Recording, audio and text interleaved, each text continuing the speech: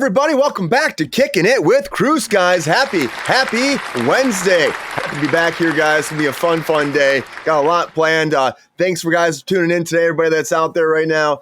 It's Wednesday, guys. I'm feeling like I'm hitting that midweek hump. I can feel it. You know, that midweek hump is right there. And it's like a mountain. I'm going to climb over it. I'm going to crawl up there. I'm going to dominate who's on the top. And then we're going to conquer the earth together, guys. And I'm happy to do that today with my fellow guests. Happy to have him here from the show, guys. Also a fellow, I put it out there every time, fellow actor, producer, creator, writer, talent manager himself, helping the future come together and dominate Hollywood. Welcome back, Mr. Jonathan McFadden. What's up, Jonathan?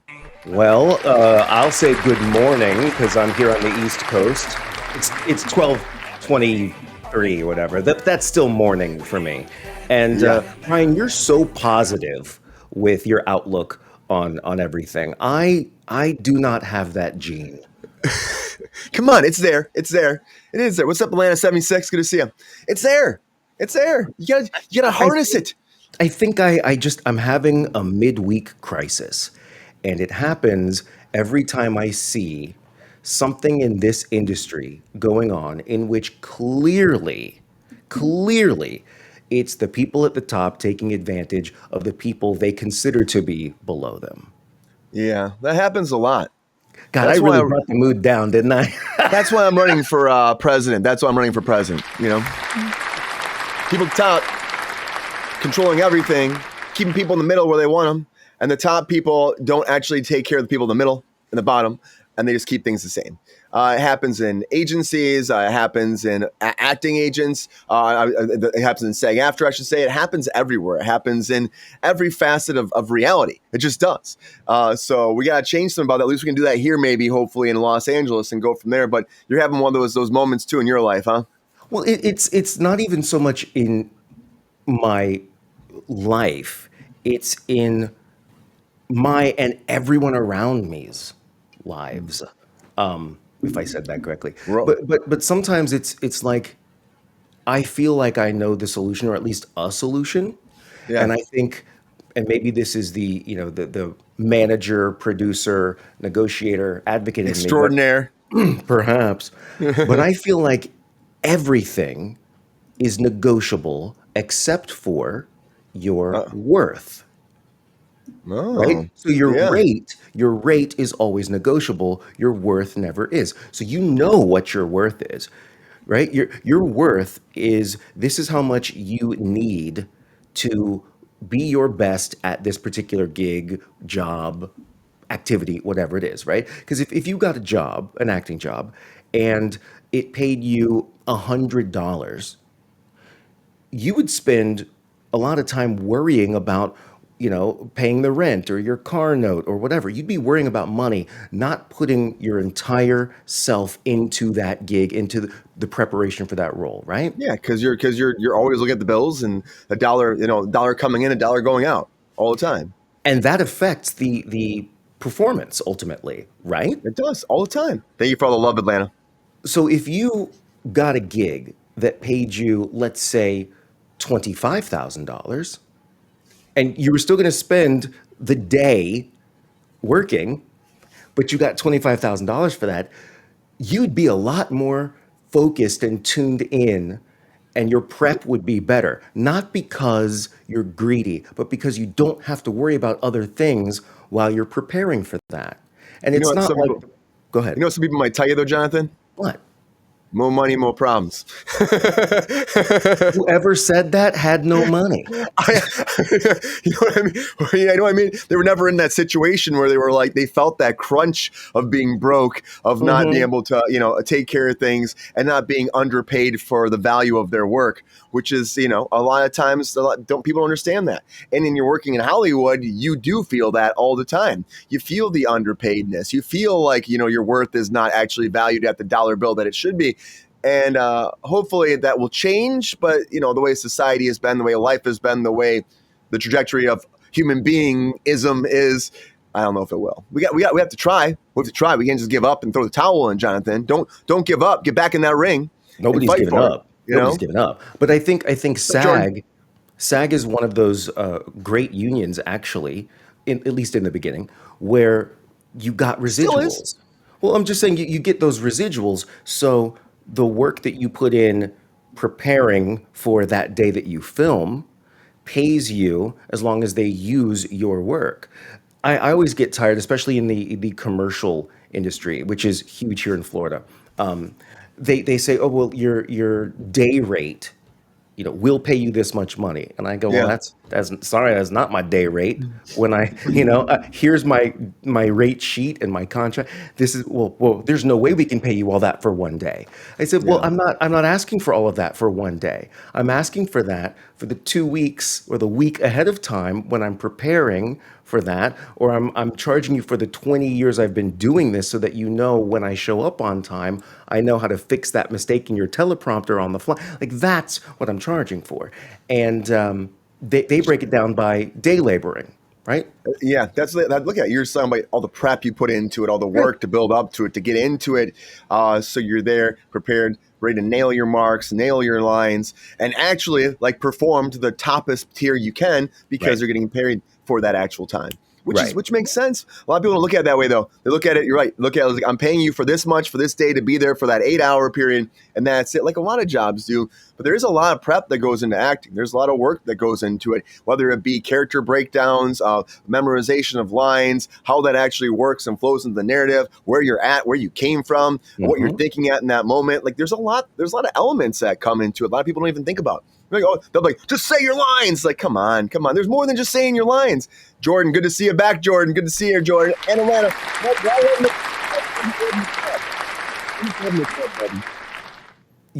One of the things that I do when I speak to in-house marketing agencies or I teach a workshop or give a keynote on this stuff, I tell them that they're going about this all wrong.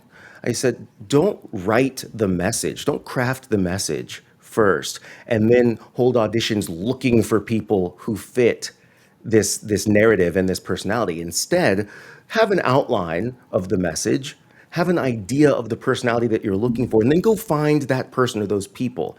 Then pull them in and work together on crafting that message. Don't tell them what this job pays. Ask them for a quote.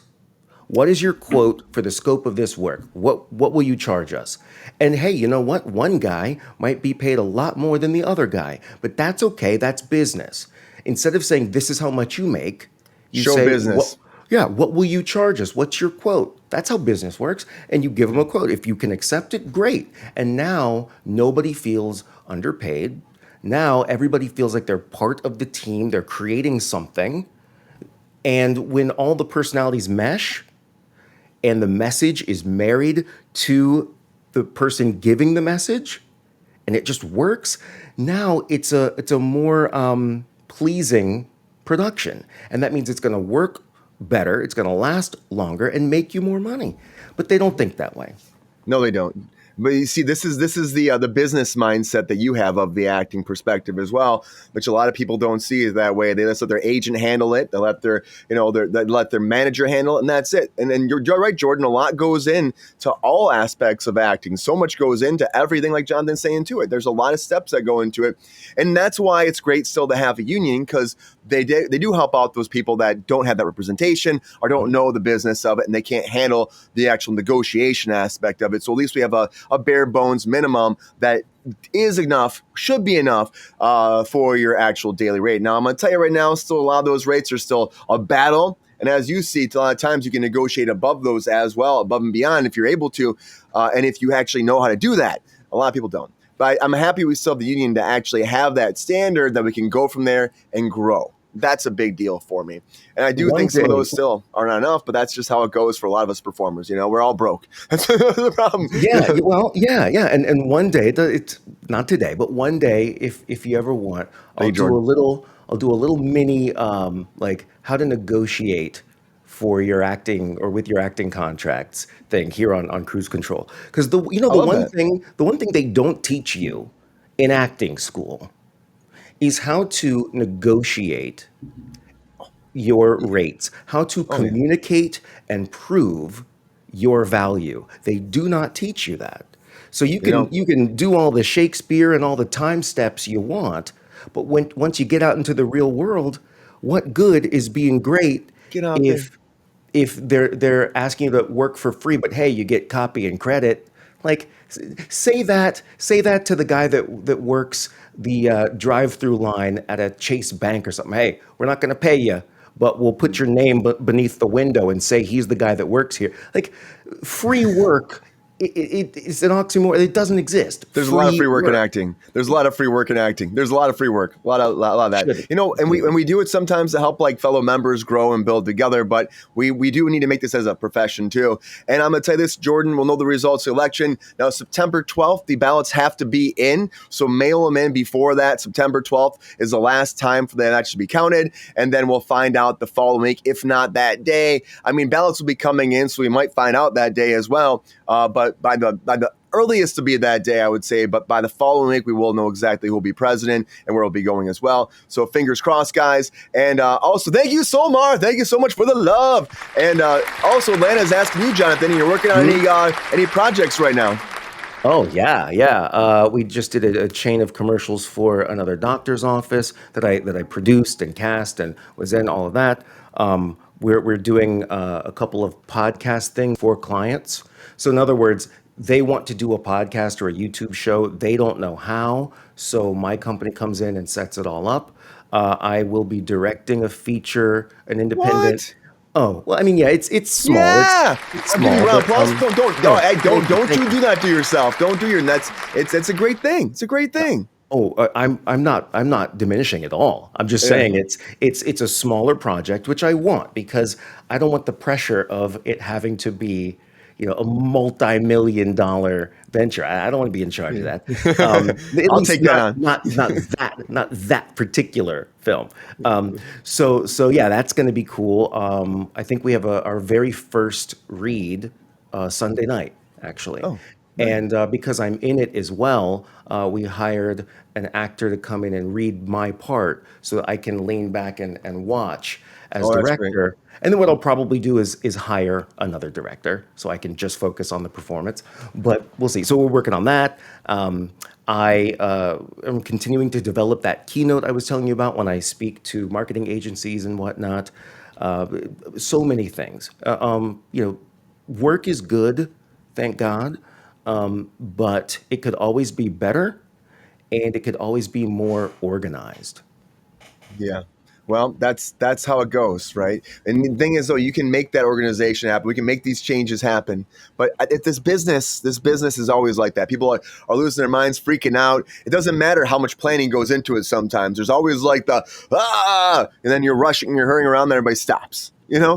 what they call it. Hurry up and wait all the time, right? That's the whole thing about Oh my God. hurry up, wait, hurry up, wait. It's a crazy business. In the film I love business, it. I still love it. on your end, when you audition for something, how long do you typically wait before you hear that you've booked it? Sometimes it can be like a month sometimes. A Sometimes it's month? sometimes it's crazy. And then other times it's like it works like in 2 days. You know what I mean? So there's like this balance. Sometimes it's a month. Sometimes you audition for something. I was talking to Jordan about this in the chat, and it was like sometimes you audition for something and all of a sudden you're like, I guess I didn't get that. And like a month rolls by and they're like, oh hey, by the way, just checking your availability for this project tomorrow. Like, what are you talking about? Yeah. What? Yeah. Sometimes it's 2 weeks. I would say 2 weeks is a good standard, a week to 2 weeks. But like sometimes it's a month. Sometimes it's like in 2 days. Sometimes it's the day before if they have like absolute craziness. Sometimes even like if you guys ever if you get into that background world, the background actor stuff, sometimes it's on the day they're calling people and rushing people in. So it's a crazy world, man. It's like, are you available to be there at 7 a.m.? It's like 3 in the morning. You're like, you wake up in the morning like, what was this? So that's a That whole is Wild West. that is bizarre that it takes a month. And yeah, Jordan, commercials can be like one day. I did a commercial a couple weeks ago that was a 3-day commercial, which was awesome, which was nice to see because there's no like national commercials that have been filming in LA that much. So it's nice to see like a big WhatsApp commercial shooting here. And it was a lot of fun. It was a lot of fun. But the commercial world's so different too. I know Jordan was asking, "What are you into acting, John? What are you into for acting, Jonathan? What kind of parts do you like? What kind of you do a lot of hosting, for Yeah, sure. and that's But you, mostly because that's what this market supports, you yeah, know. But what was I saying? A month, you said. A Oh, a month. month. Right, right. So I think that is Sup, just JE? it's being irresponsible with the time and money that you have prior to production. I think that if you are good at casting, whether you're a producer or you hire a casting director who's good at casting, even when it comes to film, I think you can make that decision within a week, maybe a couple of days, and lock that in so that the time before that, that actor and the director and the team has time to prepare, maybe rehearse, create the character, I don't know, block things, whatever you got to do. Give that person ample time so that when they get to the set, that's not the time to do all the work. That's the time to hit your marks and react and live truthfully under those given imaginary circumstances, right? But why are Yeah. you only leaving that person a couple of days to know whether or not they got it?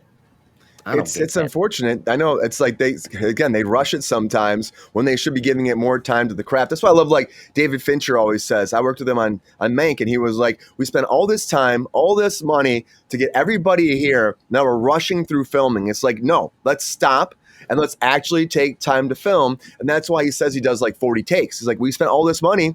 Let's get it right on the day. I'm not just rushing through and doing 2 takes and I'm done. It's which does make sense in a lot of ways. Now, people could think that his whole structure is brutal sometimes, but it does work that way. It does help. It gives actors a little bit more of a relief too, if you ask me. JE says color matching. I guess we have some color matching happening today with our backgrounds and everything else, and the grays, even light. Right on.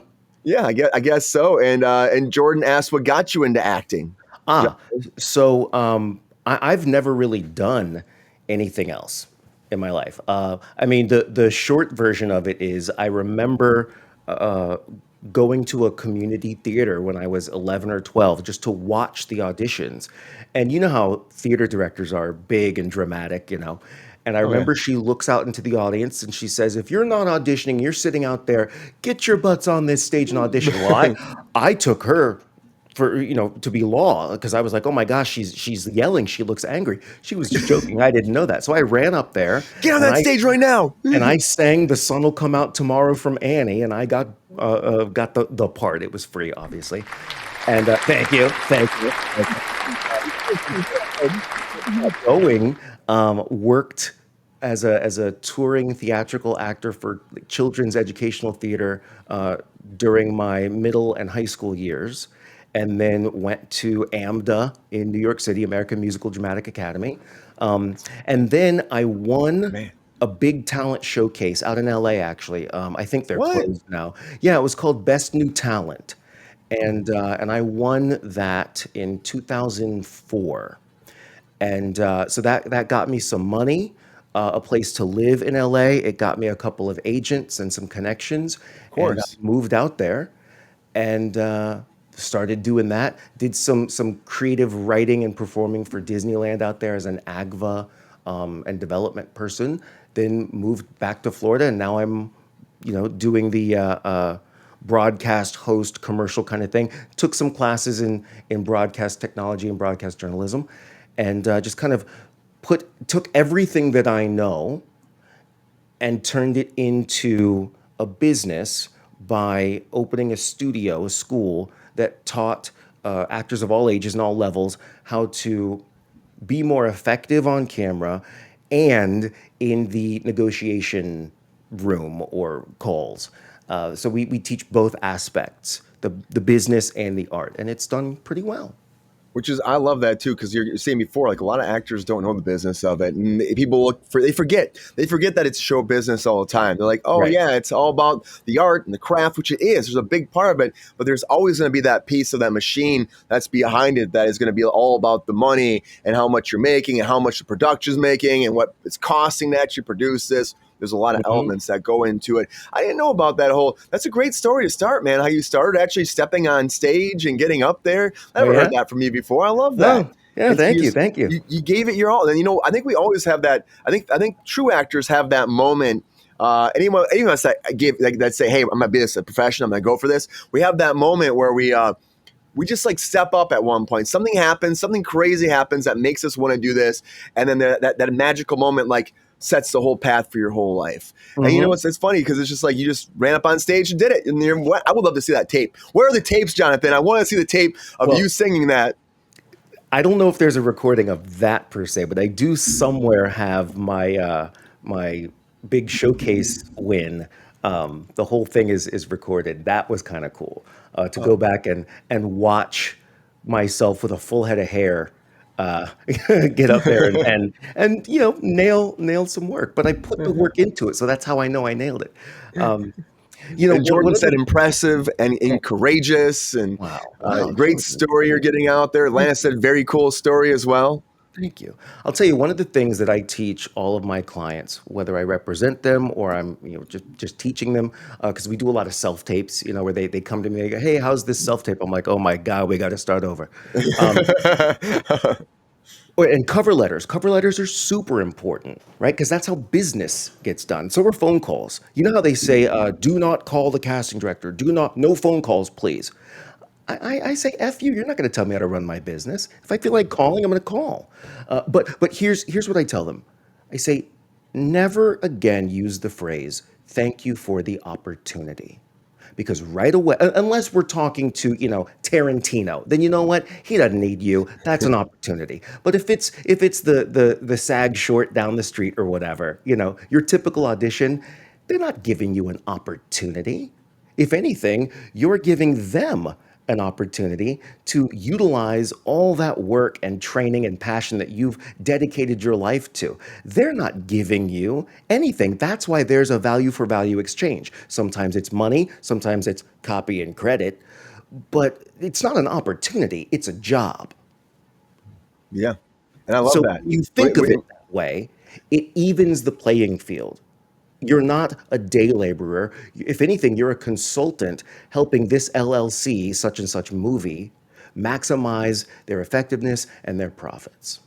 Dude, I love that. I love that. You're right. We really are. And the problem is it's flipping the perspective. Because a lot of us, again, are like so excited just to be in the room sometimes. A lot of actors are, especially when the opportunities are there's less and less of them, less chances to get in that room. And so we like are almost like so gracious to be there. We forget what we're actually contributing to the production Right. and And what you we're can actually be gracious. bringing. You You can can be be gracious. excited. You can be all of that. Just don't show it in the room. You can Yeah. feel it and hear it. Just In the hold that room. in. Hold Right, them in here. Hold them in here. Uh, uh, right, right. All Jordan's right. So asking, how much are your classes? How much are the Oh, classes? they range, and just reach out to me. I'll help you out. DM. You're a fan of the show. I'll even give you one for free, man. Yeah, and and Jordan's awesome. I love Jordan. I was on his show last night. He's wondering about it. Also, Atlanta's asking you too. Asking Jonathan, any advice to get your agent for your agent who isn't getting you any work? If you have an agent and they're not getting you work, what should I do? What should we do?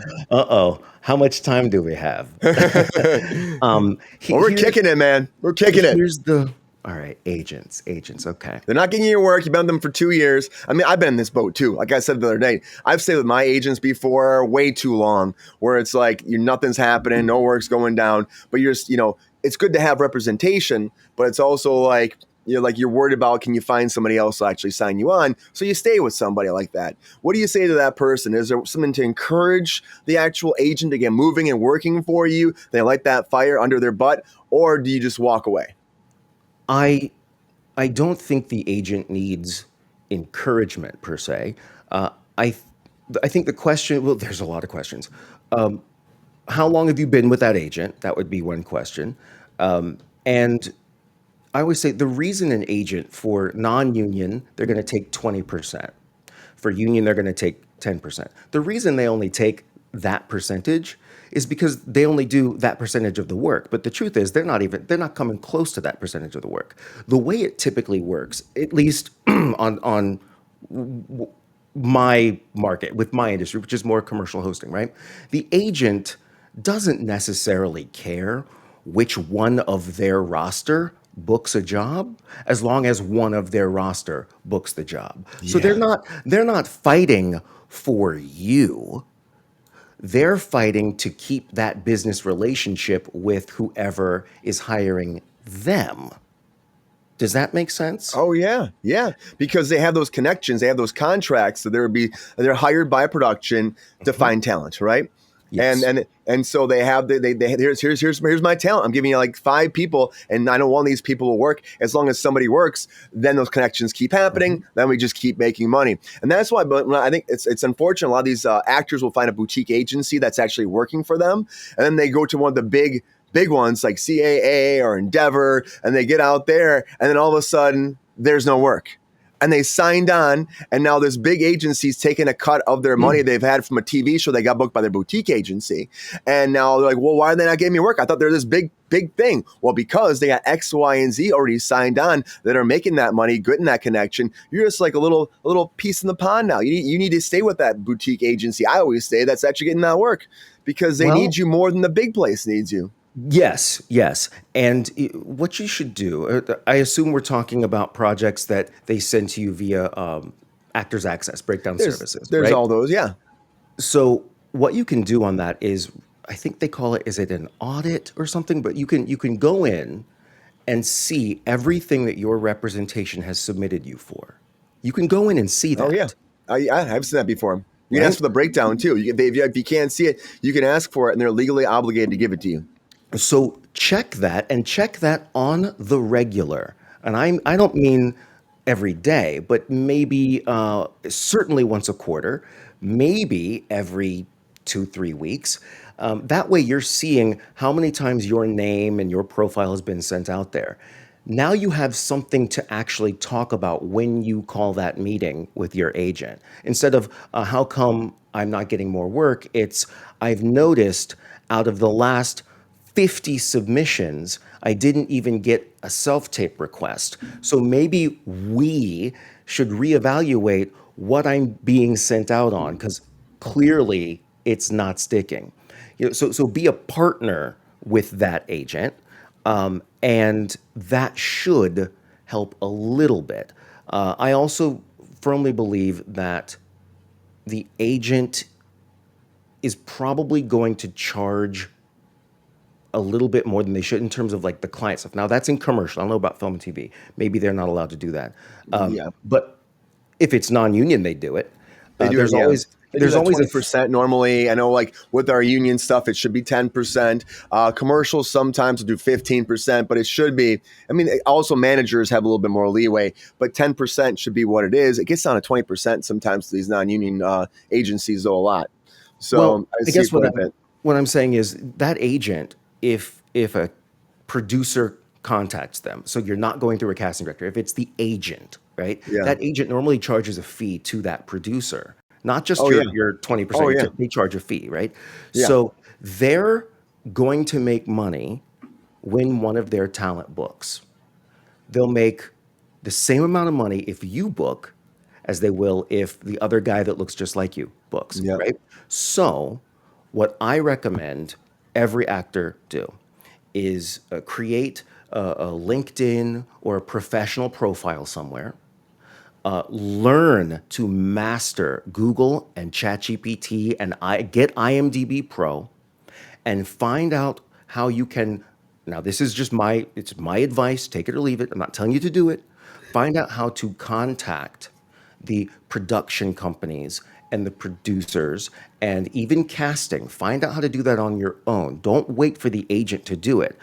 But then when you find it, send it to your agent. Yeah. Hey, here's the contact information for the casting director on this show. I would like you to submit me for this if possible. If it's not possible, that's fine. Tell me and I'll do it myself. Oh, you're not allowed to contact them. Great. Let me know how the call goes.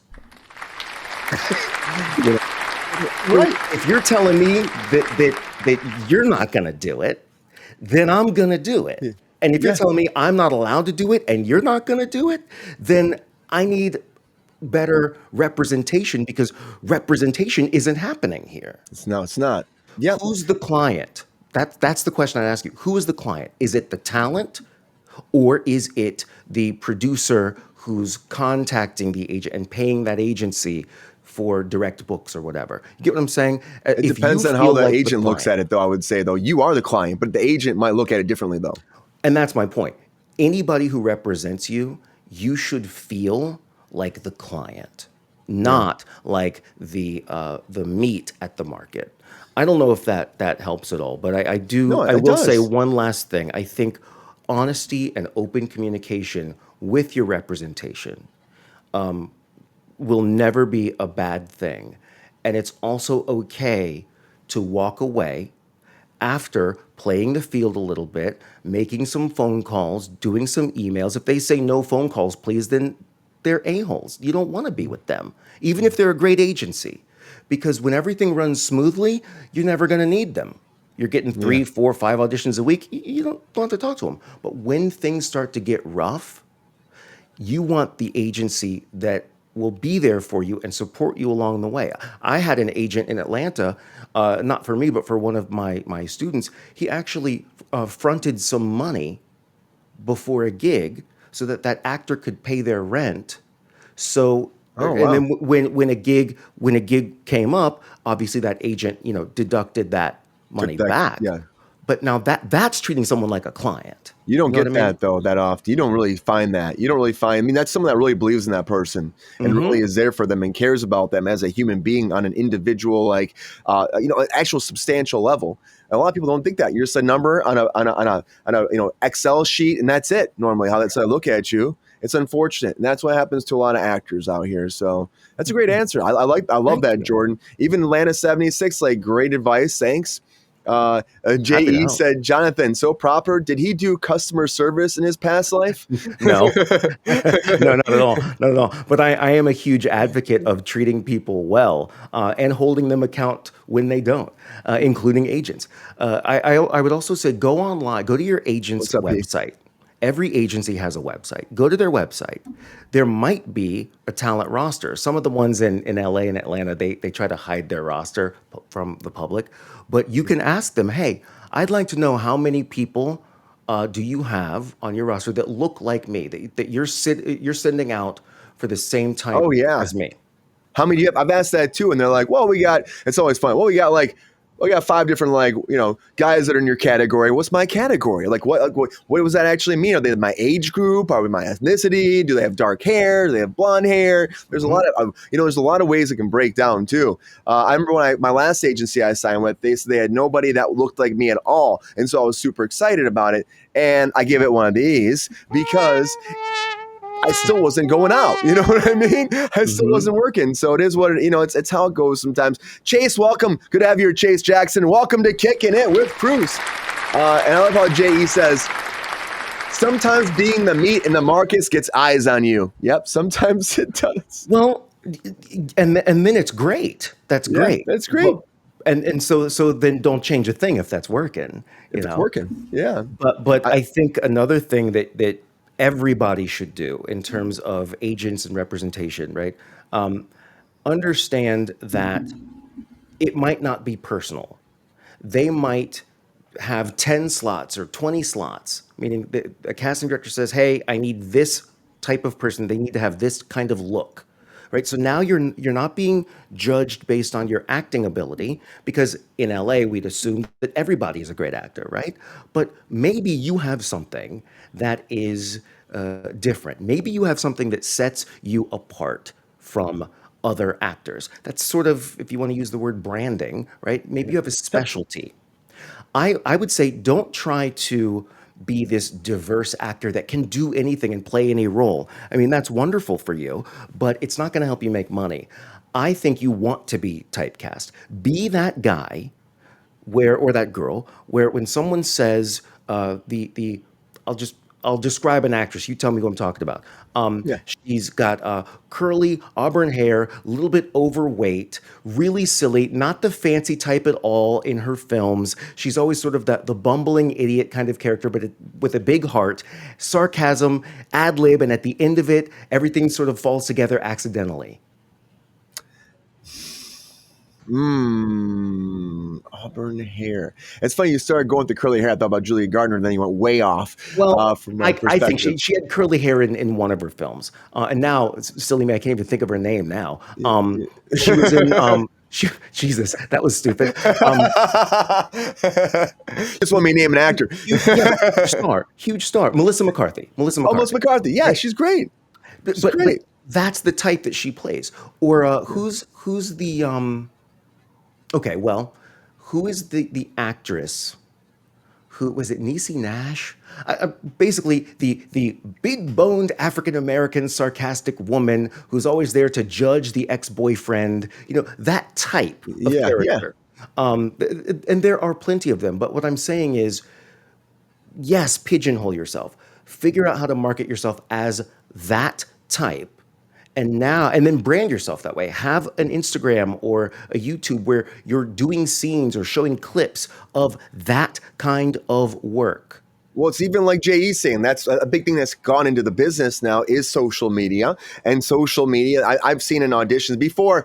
I would say back in the dark ages before the pandemic, when we actually walked into an audition, they started giving you like, you have a breakdown saying like, what's your agency? What roles you played, attach your headshot. And at the bottom, it would say, how many social media followers do you have on Instagram, on TikTok, all of that. And they would actually, that's true, Jay, they cast off that sometimes because they Absolutely. look at it as like there's a built-in audience that people, if you have like a million subscribers, then the chances are a million people are going to watch that show because they're watching you right now. And that's where they're looking at social media these days. It's still happening, of course, on your profiles, Actors Access, LA Casting, or I should say Casting Networks now, all the Casting Frontier. I mean, Backstage is still not really relevant. And I think I understand the logic behind it, but I'm also like, it should be about the craft and not the followers. Well, But it is. the It business is though, in part. Jonathan, the business I get.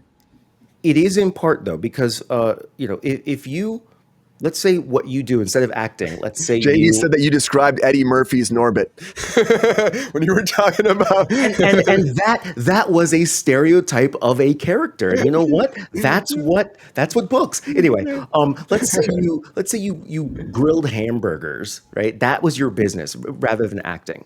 Well, you have to have signage if you have a restaurant. You got to have a sign on the street in a great location that says Kruse hamburgers, right? Yeah. And if you don't, I think Kruse fries sound pretty good. Get some Kruse fries with some Kruse burger, bacon but if you cheese don't Kruse have burger. that, how will anybody know that you have the best burger in town? Nobody will know. So that's kind of what social media is for us. It's Yeah. our signage. It's our digital billboard, right? Yeah. So even if you're not booking, you can still participate in this.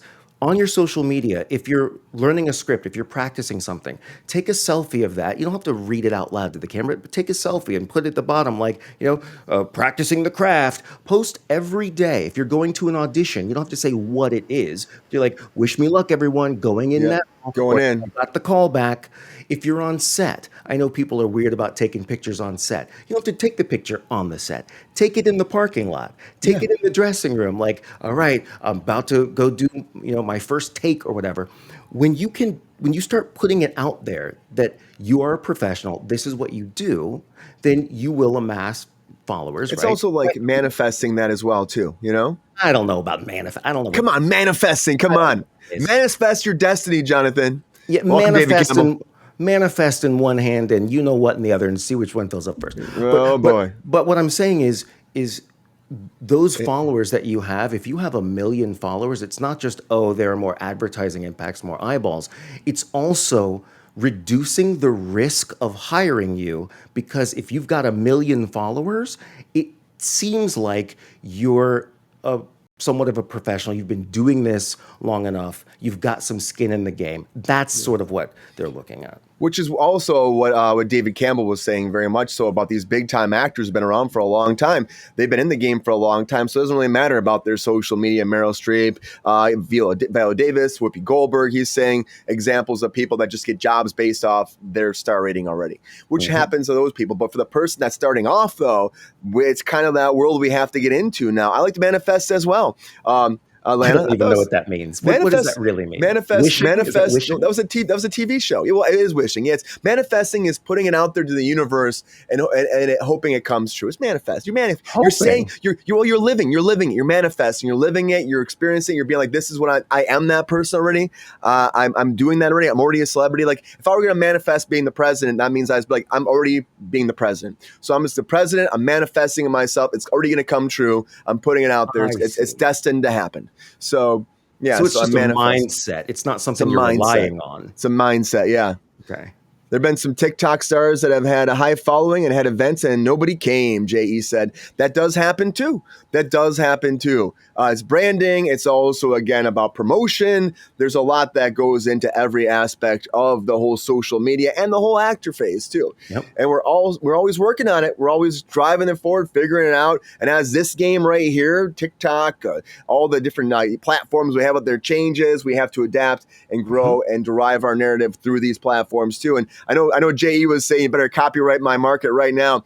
Yeah, I don't know. Like I was doing what I do. I feel like people don't do what I do sometimes, and I think that's how we can stand out. You know, that's what I try. I try to stand out. I try. You know, I think you do a darn good job of that. I mean, look at what you've been doing over the past couple of years. You've got, what is it, tens of thousands of subscribers, followers yeah. on There's 18 multiple can. platforms. Yeah, over like 18,000. Yeah, I mean this is still a new little audience right here because I haven't been on here before. It's only been like a month, but it's growing. You know, we're It's growing. growing, but you know what's really cool about this? What? To an advertiser, What's that?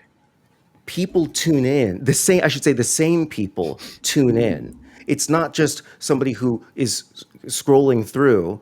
They land on it for 3 minutes and then, which is a long time, and then Yeah, leave. You've they're got gone. people who engage with you on a regular basis. That's That is gold in this era. welcome, Cody. Welcome.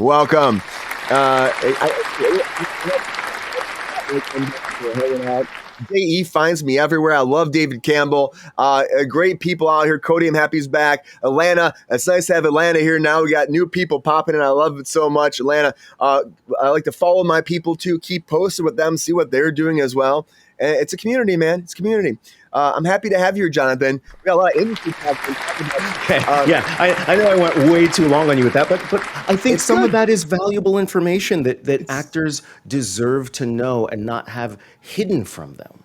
100% it is. We should be, and again, that's a big thing I say, like, if I can, find any kind of niche to put out there, any kind of information that people aren't getting and be transparent about it and help them like learn, I'm going to do it. Because that's what we have to do. We have to work together, grow a community, and actually thrive together, or we're all going to fall apart off this ship, and it's going to sink just like the Titanic. And Hollywood doesn't need to sink. Show business doesn't need to sink. We need to get on those lifeboats, save it, and then move forward towards a new day, a new generation of actors, and maybe a new union name too. I'm just saying. What? Something I want, guys. That's something I want. Wow.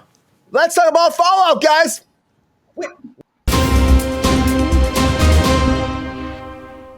We'll come back to that. Jonathan. We got to keep the people around. So the Fallout trailer dropped, everybody. I only got a chance to check this out. Fallout Season 2. I am so excited about Fallout, guys. Coming out. We got official release date now, finally official too. They were like December maybe before, going back and forth. December 17th, the new season will drop. We're going to Las Vegas. Looks so good, David Campbell. Looks so good. And JE, I need to get that Kruse fries and burgers. You're right. I'll find a spot for it. I don't have enough time, JE, to do that, man. I'm live on TikTok. I'm doing campaigning stuff. I sleep like 3 hours a night, but maybe I'll make some fries too. I'll trademark it, brand it, get Peppy on that, put his face all over that. Would be good. But Fallout looks fantastic, Jonathan. I saw the new trailer. Oh my! I was waiting for it. We talked about it yesterday, just briefly with Mike Casey. I was so happy to have Mike here. And then all of a sudden, they had like these, first release pictures like this below us, and all of a sudden, it's like, bam, the trailer drops in. Man, oh. Goggins is so good, man. I love Goggins so much. Everything he brings to the characters here, and just like and of course Nolan. What Nolan does with this, Jonathan Nolan, is so fantastic. Him and Lisa Joy are such a great team. I worked with them on Westworld before. I'm always happy to see them doing stuff. Peppy's fries, I like that, David Campbell. I'm always happy. I love that. Peppy's fries. Yeah, with a little bit of you can call them the Snickety Snack menu. Oh my God! Yeah, it's the Snickety Snack menu. I love that. I love that. And then there has to be dog treats there too, of course. Have to have dog treats of some sort. It's a dog-friendly restaurant. Snickety snacks all day. But the trailer looks fantastic. I mean, we're going back into that post-apocalyptic world. It's perfect, David Campbell. Right before the holidays, we're getting great stuff for the holiday season. We got Avatar coming. We got Fallout coming. We got Stranger Things coming in December. So many great projects. I'm excited about. It's gonna be a great month to be watching cinema, and I'm super stoked about it, Jonathan. Are you stoked about it? You're stoked about Yes. Fallout? Man, how does that trailer?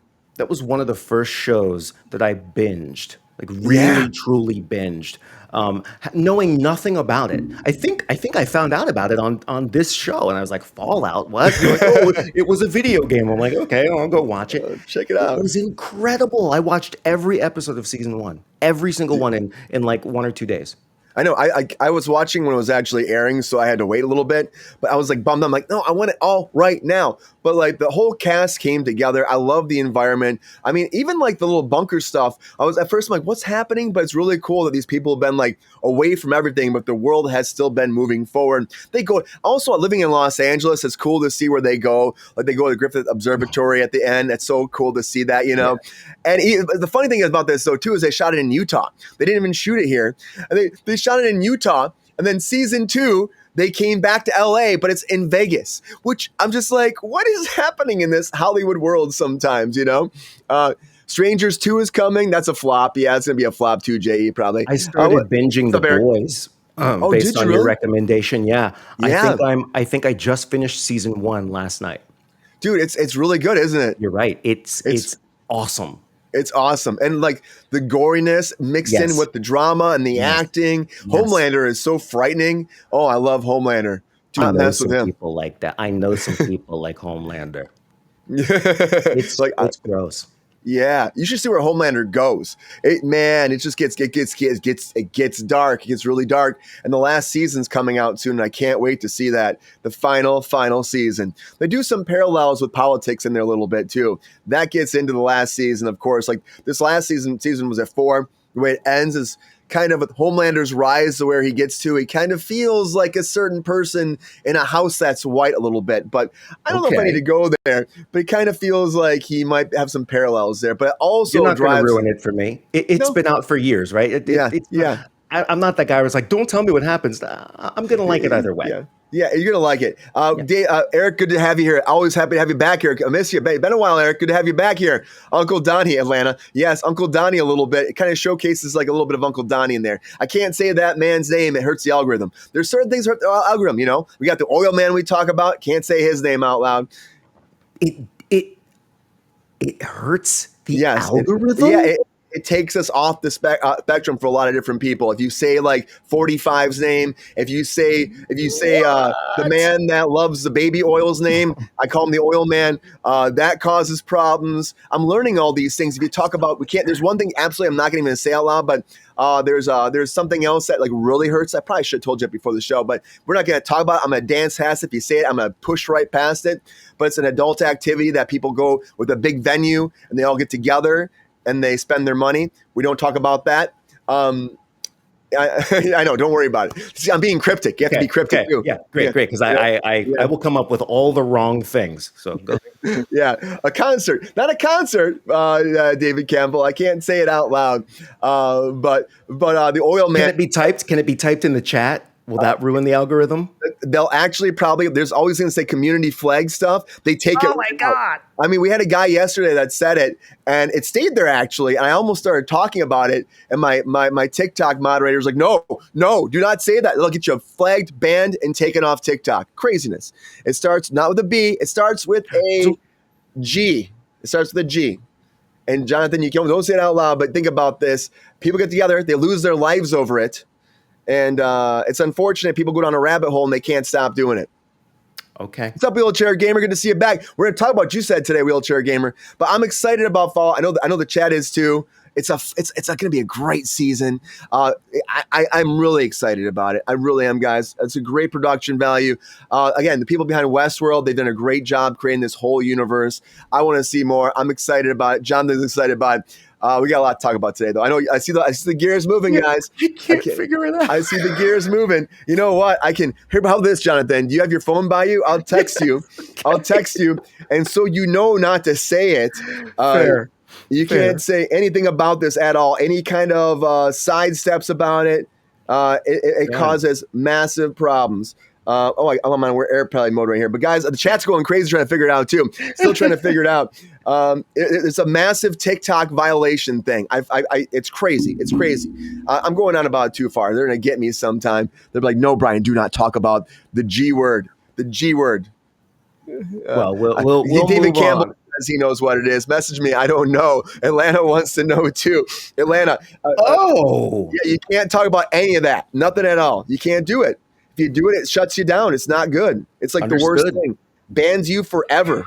Understood. Isn't that? But because I don't know what it is, but there's something about it too. I got you right now, Atlanta. Let me get you a quick message to Atlanta, and we're gonna keep going. We're gonna keep going. We're gonna keep going. I really enjoyed the element of Fallout that kept the integrity of the game. Yeah. You know what I mean? It was very similar. Just the vibe was really similar. I liked that. And I loved how the technology, even though it's futuristic, it's still kind of big and clunky. You know, like all the computers were like, what are they, 80s type computers, like the Apple IIe's and stuff like that. I really enjoyed that aspect of it. Yeah, dude, I love it, dude. And Jonathan, David Campbell said the same thing. It was very close to the game. I think people love to see that. Unless you're a Last of Us fan, then you don't want to see that because a lot of people have been hating on the Last of Us. Atlanta says that's my favorite thing to do. Atlanta, I know. I DM'd Atlanta about it. Yeah, but we can't talk about it here. I thought she was saying her favorite thing to do is hate on The Last of Us. No. And Wheelchair Gamer, you don't get banned either. I've heard that, like, according to my reps, they've said that they've had a lot of people banned by talking about this one thing, which is crazy. We're not gonna stop. We're gonna keep going. Good to see you here, Wheelchair Gamer. Good to see you guys all. Let's keep talking. We got more talk.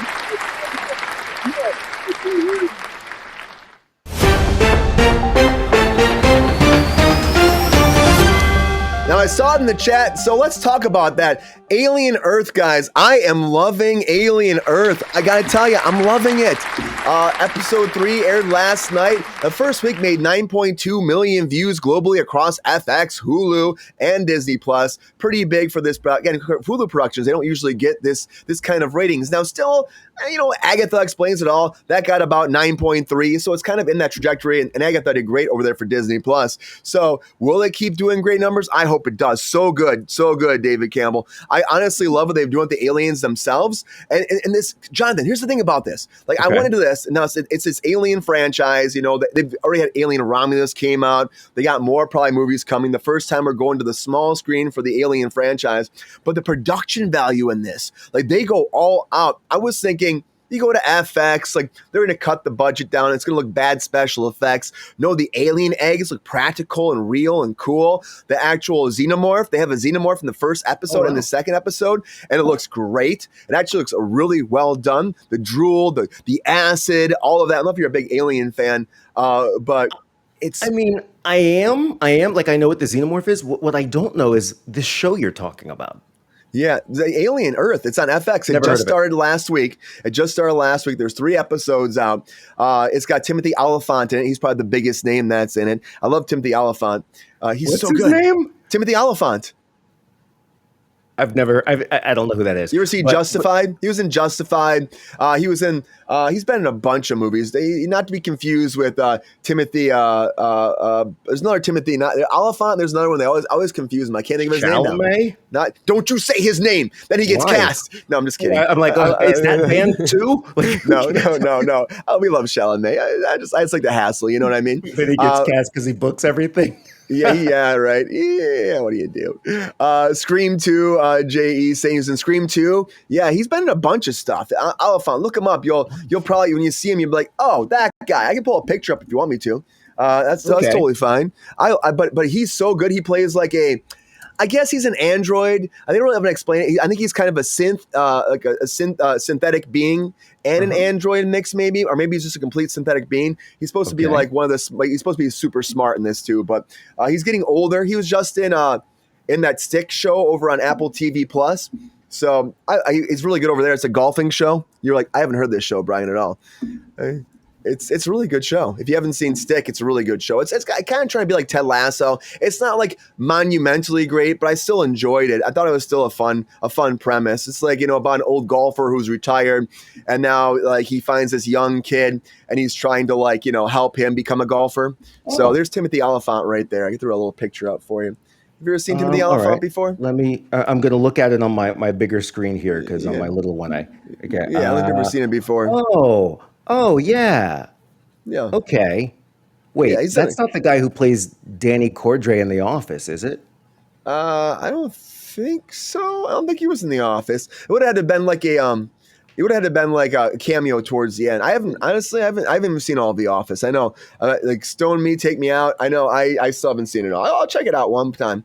But I gotta tell you guys, yeah, he aged a little bit. Eric says, yeah, he did age a little bit. You want to see? This is like not even like what he looks like on the show. When you see him on the show, I'll pull a picture of him from the show. He looks a lot different on the show, but he's It is also him. Sorry. he I he didn't mean to was interrupt him. you. Yeah, that's him. That's him. That's Danny Cordray from The Office. I had no idea he was on The Office, but he's aged quite a bit. He's lost a lot of weight too. Like when you see him here, like he's lost a lot of weight. He's much thinner. Over on Zack, you can really see it too. But he really has aged quite a bit. And but I love his performance. Like he plays this so still and so real. And like you can tell all the inner workings. I always love when I can tell an actor has the inner monologue going in their head, Mhm. and I can see it in his eyes. You know what I mean? I can see everything he's thinking about, but he's saying nothing, which is why Stick was great. Yeah, Lacey. Welcome, Lacey. Good to see you, Lacey. Good to see you.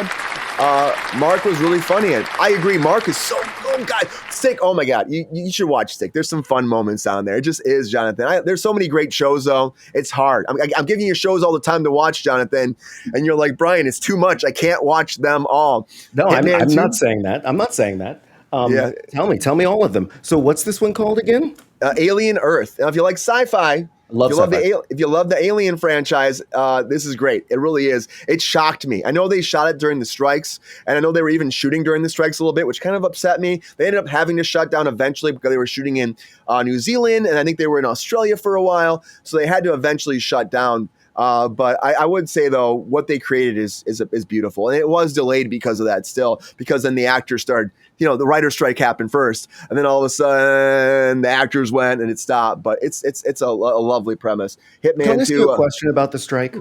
Yeah, hit me. When that was going on, were union members allowed to do non-union work? And if they No. weren't allowed, did they anyway? Because hey, I got to eat. Some did. Yeah, they were not allowed. Some did. That's a big thing right now, this election that's blowing up because Chuck Slavin, who's actually running for SAG-AFTRA national president, he's been calling out Sean Astin because Sean Astin did the Lord of the Rings 1, which was non-union. So the first Lord of the Rings movie was non-union. Isn't that crazy? Like they barely made money in that. It was a big Wait. opportunity. Yeah, non-union. What? Non-union. And he had to choose a massive opportunity for his career or golden rule number 1, you don't work for a non-union job if you're union. That's the golden rule for the union. If you're in SAG, you don't work non-union. Now, this is a big debate. Now they're fighting over it kind of online. I will always say this. I believe in the union's rules. I believe in that we have to stick by our union, but I also am a realist, Jonathan. There's a lot of people, I'm a realist. There's a lot of people that had to go FICOR, which means you're union and non-union. You can work both. Now you can go that. You can file with the union and be FICOR and do both, but you lose a lot of your rights like voting and like, any kind of like, voting's a big one if you ask me. The DVDs and the SAG stuff for the actual award show, you lose all your right to attend that, all your right to vote for that, but you can do both. So What's crazy though is you give up voting and DVDs and you gain the ability to eat. which is why a lot of people do it. I have never gone FICOR. I still and I also believe that, Jonathan, one thing I will always say to everybody, they should never, never, never be able to take away your right to vote. Never. I don't care. If you're paying dues, you're in the union, even if you haven't been able to pay them, if you're in the union, right? We haven't taken out a database. You should have a right to vote. That is a responsibility. It is not a privilege. And that's what it needs to become again, because when you can't pay your dues, when you have to go FICOR, when you can't be union, and you can't get union work, you have to be able to eat. I'm telling you right now, people have to eat, to take care of themselves. I get that. You have to do that. Now, you should have your right to vote, though, to fix representation, to bring those jobs back so you can do union jobs again. Woo-hoo-hoo. You know? That's Where's what I the believe. applause button, Brian? Hit the dang applause button for you. I'm applauding for myself, you know? Alien series is a great series, Lacey. I agree. We'll go back to Aliens. Also in The Mandalorian. Yeah, he was also in Mandalorian as well. So if you ever watched Mandalorian, he has a great part, but he's lost a lot of weight recently. Santa Clarita Diet. I love that too. Thank you for that too, J.E. That was it was a series about, like, I guess, vampires in Santa Clarita. It was Drew Barrymore and him. It was a weird show, but it was, it did really well, guys. Another show doing really great though too. And again, we're talking about all these amazing shows, is Palm Royale. And Palm Royale is coming back for another season over Apple TV Plus, November 12th. On Wednesday, guys, November 12th, it will launch again. Kristen Wiig, guys, is so great in here. I mean, Dern is so great in here. It's a fun show. It's a period piece. I don't know if you guys have seen it yet, but it follows Maxine, played by Kristen Wiig, who endeavors to find her footing in a cutthroat world of Palm Beach high society. It's actually a lot of fun. If you guys haven't seen it, check it out. The second season's coming. It's not that great, David Campbell says. They're giving a womp womp. Yeah, I know. I think the acting's fun in it, though, David Campbell. I think the acting's really great. And Apple always brings these shows back. They spend a lot of money. If you guys don't love it, I don't know if you haven't heard of it, have you, Jonathan? I feel like this one has gone under the radar a little bit for a lot of people. Yeah, Jonathan's like, no. I have no idea what that is. I'm not going to tell you go out tomorrow and watch it. I'm not going to say that. But if you have some time, you're vacuuming your house, you're doing some stuff, and then you want to see some great performances in and out, check it out. I think I might miss that one. I think I might miss it. And even David Campbell says Kristen tries to save it, but she fails to save it. Well, yeah, I know, right? What do you do? But somebody that did save something was Fincher saved Tarantino's movie, guys, because I'm excited about Once Upon a Time in Hollywood and the next movie coming now that David Fincher shooting right here in Los Angeles. More jobs in LA, guys, shooting here in LA right now. Gotta love that. But of course, there was this whole progression where Tarantino wrote the movie Critic, and then he hated on that, and he switched over. He adapted it to do this whole Cliff Booth spin-off series from Once Upon a Time in Hollywood. And then he said, well, I'm not really sure I want this to be my last movie, because he said he was only going to do 10 movies in his career. Then he was going to stop. And so he's like, this shouldn't be my last one. So he kind of pushed it aside. But then Brad Pitt really wanted to do it. And so Brad Pitt got Fincher on board, David Fincher, and they decided to take it to Netflix. And then they got $20 million for Tarantino, and now it's a movie. And so now it's actually happening. And I wonder if they're going to change any of the actual dialogue. I hope they keep it exactly the same, because I want to see Fincher direct a Tarantino movie. All the gore, the guts, the dialogue, the feet shots. I want to see it all. I want to see it all from Tarantino. You know what I'm talking about? The feet, all the feet shots, the foot shots. Because Tarantino likes feet, he loves, in the film. Yeah, he's got a foot fetish. You know that, right? I do now. Now you know Tarantino has a foot fetish. So if you go and watch any Tarantino movie, he always has extreme close-ups of all the women's feet throughout the whole movie. Even Once Upon a Time in Hollywood, in the movie theater, you see Margot Robbie's feet kicked up on the chair in front of her. In the car scene with Cliff Booth, the actress has her feet up on the dashboard. There's a close-up of her feet as well. He loves feet. Pulp Fiction is amazing, Lacey. Yeah. Tarantino better make this one great. Well, Tarantino's not really involved with it at all. Like, he wrote the script, and now he let it off. He sent it off to David Fincher. And J.E., David Fincher does like 40 to 50 takes sometimes per shot, and he takes his time. Sometimes he only does one scene per day. And that's it. We spend 8 hours on a scene, and he makes sure he spends the most time on it to get the best quality product that he can. And his movies always do great. But, they worked together in Fight Club before. I was David Fincher and Brad Pitt. Was it Seven, the other one they worked with them too? So they've worked together. It's a great movie too. Seven, you've seen Seven, right? Brad Pitt, Morgan Freeman, Kevin Spacey. Yeah. Great movie. Fight Club was amazing, David Campbell. But yeah, I worked with him on Mank. He's intense, but I feel like he's an intense guy, but he's still a great guy. I was like one of the roughest experiences on set for me, but It was actually fun too.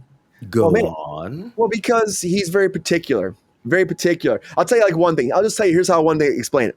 Okay. We're not back from lunch yet, right? And I'm always the kind of guy, I worked for Gary Oldman on Mank. So it was like Gary Oldman was the main character on there playing Herman Mankiewicz. So when you come back from lunch, usually how it goes when you're doubling for these actors, you're working for them. I like to be right on my mark before they say, hey, we're back from lunch. So you're right there, ready to rock and roll. It's great for the crew, great for the camera, great for the director. So I'm there usually maybe a couple minutes early, laying in the bed. He's in the bed a lot. And the DP walks up to me and he's like, oh man, you're here already? Cool. We're going to do a shot of the fly swatter being hit. Can you just pick the fly swatter up while we're sitting here and swat it down? And I'm like, yeah, no problem. So I'm like, he goes, okay, now put it down. All right, up. All right, hold on a second. Then I hear, swat, swat, swat, swat, swat. And I go, thank you. And it was Fincher watching it too, but out of nowhere, he just started shouting. But the thing is, he's always so far away, and so he screams, and then he comes over, and he always says a thank you, but it's like intense. And at first, I didn't get it. You know? And then I eventually got it, because then like he'd do that. I feel like I was like battered, you know, like I was like, I'm like he's like attacking me almost. I felt like, but then like you know, he's like, oh Brian, thank you so much for all your hard work. It's so great. You're really helping me out today. And I'm like, where am I at right now? So he's intense, and I know a lot of actors say that too. Well, even Robert Downey Jr. during Zodiac, you know, because they were doing so many takes, he started peeing in jars on set because he couldn't go to the bathroom because they were doing so many takes. No. Yes. No. That can't be okay. Yeah, it's a whole thing. You can look at interviews about it. It's like a whole thing. That's how Gwyneth Paltrow met and they started dating. Yeah, that's awesome on Seven. Thank you for that, Lacey. Yeah, it's crazy, man. But I like Fincher, but he's intense. He's intense. It's the best way to describe him. Was he kind to you when he wasn't screaming verbs at you? Yes, 100%. Very nice. Okay, so he almost gave me a just part of the his movie. style. He was going to give me a part of the movie too. And then like, you know, then it was a Netflix movie though. And so they had a limited budget. There was like, they only gave him so much money. It was a weird deal because he wrote this script with his father before his father passed away. And he was shopping around Hollywood for a long time. It's a very niche kind of deal because it's about like it's about the writer who created Citizen Kane. And so it's about his story. And Netflix like, we're only giving us a limited amount of money. They spent a lot of money. They actually went to this hotel where he wrote Citizen Kane up in Victorville. And they spent like $5 million to rejuvenate the whole place, rebuild the whole place, bring it back to how it was back in the 30s. And it saved the whole hotel. But they spent a lot of money on a lot of things. So Netflix like said to him, no, you can't actually upgrade anybody else. You have to use an actor you've already paid for the day for this dialogue. And Brian can't get the part. I was really upset. They were laving me up and everything.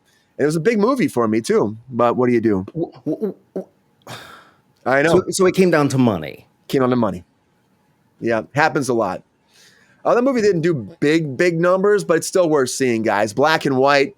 It's really cool. It has this vintage look to it. If you haven't checked it out, check it out. But Fincher's, he's intense, but I still liked him. His wife came up to me in the production. She goes, I hope he wasn't too tough on you during the shoot. I was like, no, he was good. It was an experience. But he's shooting here in LA. I'm excited about it. He's one of those directors that it's legendary. You want to work with him.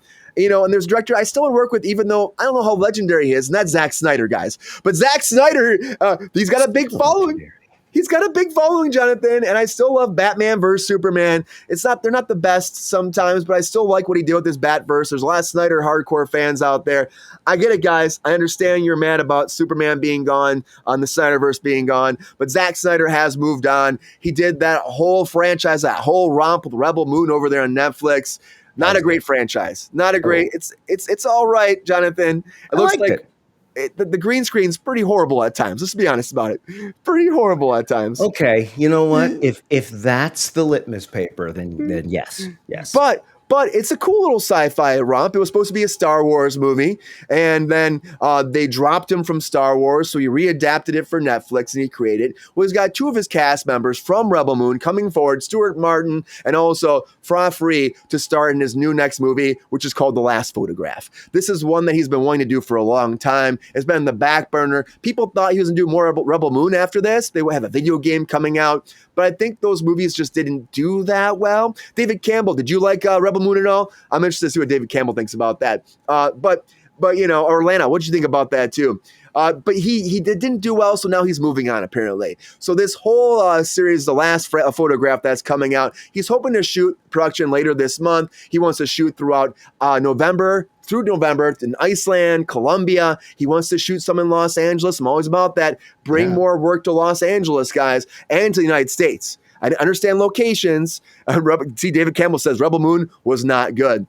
But the idea is taking a camera in a hand and simply making a movie around the world in an intimate way that's appealing to everybody. That's what he says about it. But we're looking through the lens of a camera. And it's following an ex-DEA operative who returns to the mountains of South America to an effort to find his missing niece and his missing nephew following the brutal murders after their diplomat parents were taken out. So he's trying to find them. They're missing. He's trying to find them. One photographer, one person saw them, and that person has to help him find his missing niece and his nephew.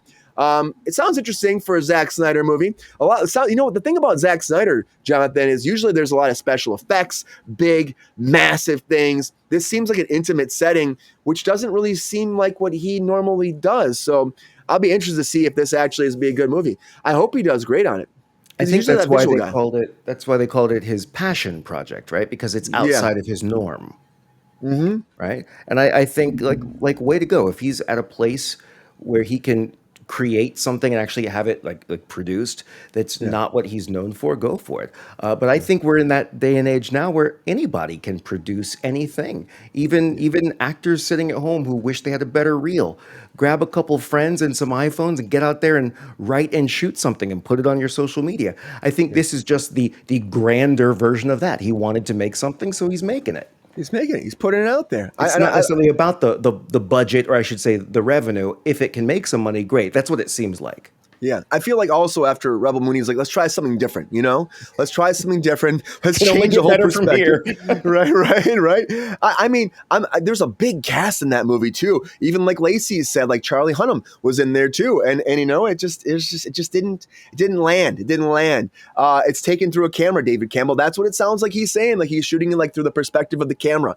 I'd be intrigued to see it. They're not spending massive amounts of money on it, but they are traveling the world. So it'll be interesting. A little bit more intimate, guys. What movie isn't shot through the perspective of a camera? Well, I think it's supposed to be more of like a first-person perspective. Yeah, Jonathan. I'm just kidding. But I'm not a big fan of those like found footage movies. Yeah. I've never been a big fan of that. There are a couple that I liked. Like Blair Witch Project was okay because it was new. Revolutionary 20 years first ago, time. Right? Yeah. Right. And then what was the one? Was it starring Daniel Radcliffe where he had like guns taped to his hand? Oh, I remember that. Hard Times Harry or something. I never saw that movie. I know what you're talking about. It was great. It's was really good. Daniel Radcliffe. I'm gonna find out. Guns for Hands. Oh, it comes up. Guns for Hands. Guns for Hands. That's what it's called. Guns. It's called Guns. Guns Akimbo? Yeah. Guns Akimbo. Yeah. Yep. That was really cool. It looked cool. I don't know why I missed it. David Campbell says, yeah, sorry for sending you possible fake news. Oh, is it fake news? It's usually IMDb is accurate. So we'll talk about that, though, still Wheelchair Gamer. We'll get to that in a second because I do want to address the water boy in the room eventually here, too. We can address it now, but I would like to see that. I would like, Waterboy. So okay. I got an article from Wheelchair Gamer today about Waterboy 2 coming forward. Now I haven't seen this in the trades yet, but it did come from they're posting out a bunch of places saying that Adam Sandler's to be training a new kid to be a new Waterboy on a new football team. I could see it happening just because Happy Gilmore 2 did so good. That I could see Adam Sandler kind of getting that nostalgia, trying to find his old movies and find some kind of narrative here. But I'm like, I read, I'm like, training a new water boy. Like, I'm just like, what? And David Campbell says, no, just no. And Lacey, yes, Cloverfield was good. I did like Cloverfield, the first one. And the second one I liked too. Cloverfield Lane with John Goodman in there. I thought that was actually pretty great. It was a different perspective for it too. Those were actually fun. And I don't know if this is gonna be fake Wheelchair Gamer. I'll keep you posted. But Waterboy 2, would you watch that, Jonathan? Ooh, the I liked Waterboy. I liked Waterboy 1 from what I can remember. Yeah, I would probably watch the trailer for it and go, well, I think I have an idea of what it's going to be like yeah. next. Yeah. I enjoyed Happy Gilmore 2 to a certain degree. It was fun. It was very sad though, much sadder than I thought it was going to be. Happy Gilmore 2. Happy Gilmore 2 was Yeah, sad. it was a little sad. Yeah, it starts Happy's off. in the name. I know. I mean, like it starts with his wife passing away, and then it's like, and how it changes him. He becomes an alcoholic, and then like the next thing you know, he's trying to find his way back to golf. It's kind of a depressing story. Now the first one, his father passes away. That's how the first one starts, and he moves in with his grandma, and then it kind of leaves him forward too. But like this was like really depressing in a lot of ways. But there's some Wow. comedy. There's some good comedy too. But still. It's an oxymoron. Yeah, it's an oxymoron, Wow. David Campbell says. I still watch it, especially if they bring back his mom. Lacey, yes, if Kathy Bates is in there, I will Oh, watch it too. Kathy is the queen. Round of applause for Kathy Bates. I won't forget the one day David Lynch's daughter was directing a scene, right? And Kathy is tied to a pole and she's being burnt at the stake because she's a witch. And we did like the first take, and she's screaming and she's acting, and I'm losing her mind. We say cut, and the director goes, cut, check that gate. Kathy Mulder effing Bates, y'all. Yeah, amazing. We are done. Moving on. That was like, yeah, her performance was so good. It was so oh. good.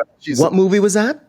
This is American Horror Story. American Horror Story. Yes, of Yeah. course, yes. And she was such a sweetheart over there. Such a sweetheart. I love Kathy Bates. Wow, you Yeah. worked with one of my friends. She was on that show. Heaven Needham. Do you remember Heaven? Heaven She Needham. played one of the, I don't know what you call them, Jesuits, or no, that's not the right word. One of the student witches. Oh, that was in Coven though, wasn't it? Or was it in What are you talking? It was Coven. What are you talking about? So this was later on. This was Apocalypse. So Apocalypse, the witches come back, but only Okay, a few fair of them enough. come back. Yeah. Fair enough. I was going to say about Kathy Bates. She's one of those actors, and chat, maybe you guys can think of other ones too. She's one of those actors where just watching her, watching something that she's in, is a lesson in great acting. Yeah. Like an iconic, timeless approach. Just Misery. watching her performance. Can you name any other actors who are like that? Meryl Streep. Yeah. There are But some. Like there's a Daniel Day-Lewis difference. for me is a big one too. There you go, Daniel see? Day. Like every time I see Daniel Day, like that guy goes all in. I used to tell. I'm not sold on the whole method actor thing though. I'm not gonna lie to you. The method actor thing goes a bit too far for me sometimes. I still think we should be able to turn it off and work as a actual crew with your crew and your director, and then turn it back on. I still think you should be able to do that. Be a professional. Yes. Cillian Murphy. Yes, David Campbell. Misery was so good. Right? Yeah. The whole method thing, it's like, okay, I understand it in terms of when you're focused. Like if you're, okay, this I'm sure happens to you all the time. You're talking about a topic, a subject, and I come in with like, hey, here's something new and different. And it might derail your train of thought. So I understand how that can be applied in acting if you call that method where you just have to stay in that train of thought. I get it. Yeah. But I don't think we need people like calling us by our character's name when we're grabbing an extra scoop of mashed potatoes from Crafty. And Daniel Day would like call me Mr. President the whole time or Mr. Oh, Lincoln. gosh. So he would do that kind of stuff. And I think that's a bit too far. I think it is Jim Carrey's thing on Man in the Moon, where the director was literally calling him up crying and being like, I just want to talk to my friend Jim. And he'd be like, Jim's not here. Like, that's a bit too far. Also Wheelchair Gamer. Yes, Waterboy as a kid too. I was a kid too during Waterboy. I loved it too. They have to make Osmosis Jones too. Hey, you never know. I would watch that. I would watch that. I would watch it. that. When I saw Osmosis Jones I saw it in the movie theater. Because this was in like 2003, right? 2002. Something like that. Is that when that was? That long? I mean, Something it like feels that. like, yeah, something like that. That's when Eddie Murphy or Chris Rock was the like Yeah. plasma thing, right? I saw that in the movie theater I'm gonna in find it out. Times Square. 2001. The only person in the theater. Hey man, bring it back though. Might do Yep. great for the kids nowadays. Get Pixar to do it, or get like I mean, get just bring it back. I would love that. That's a fun movie. I miss that style of animation. Yeah. Oh man, I'm looking at the images right now. I'm like, this is so cool. Osmosis Jones too. Come on, Wheelchair Gamer. I think Mhm. we agree with you on that. That should happen. Lacey says Matthew McConaughey in True Detective. He was great. You know, Lacey, they're trying to do another season with Woody Harrelson and Matthew McConaughey coming back for another True Detective. The creator wants to do a new season. He said he loved those characters so much. That first season did so well that he's working on a new plot for a new season, and he's talked to both actors about coming back as well. So good that Wow. first season. Have you seen True Detective? The first season, at least. I have not, It's but good, I'm dude. So going to good. write this down because if It's those two people are in it, yeah. you just already know without having seen it. I can already tell what it's going to be like. At least their relationship. And there's also that Yeah. whole low key thing. They might actually be brothers in real life. They're still like working out. You know that, right?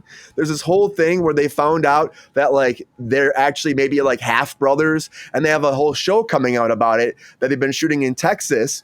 And we'll see where it goes. But they Wow. joke about it in interviews that like their father is maybe this like they have different fathers, but maybe their mother is the same. It's crazy. I don't know. It's like the story's insane. Look it up. I'll bring it up some more. We can delve into that more later. But it's insane to me. It's crazy. Sarah Paulson is another one. Sarah Paulson's so good. Mm-hmm. She's she's very very direct and she can be a little difficult sometimes, but she is a great actor, Sarah Paulson. Difficult in what way? Well, she's just very strong-headed. I will say that, strong-headed, and she when she gets to a part, she gets very into that part, and then sometimes it's hard to talk to her. You know, sometimes kind of like the method actor stuff I was trying to Ah, say earlier. It's just she kind of lives in there too much sometimes. I like her. But I've seen some things on American Horror Story, and it's what it is. You know, actors be acting. Actors go crazy sometimes. actors be acting. You know what I mean? It's what That's a it is. T-shirt. That is a T-shirt. You Actors know, be acting. and I think there are people who are like that in any profession. I'm sure there are lawyers who are like Yeah. that. But I don't think that excuses people treating other people poorly Yeah. I don't think so on either. set or in a work environment, period. It's not cool. It's not cool. I mean, I like to call that stuff out when I see it, and I'll be calling out even more when I'm LA SEG president. So let's go. Ah, Let's go. what is it that we as a chat, a show, a group, supporters, community, whatever, what is it that we can do to help with that? If you know any actors that are in the union, SAG-AFTRA, spread the love. Tell them there's this guy named Brian Kruse, number 3 on the ballot for LA SAG president. Help But you have to support the be in love. LA to do that, right? You have to be an LA local. Yes. Yeah.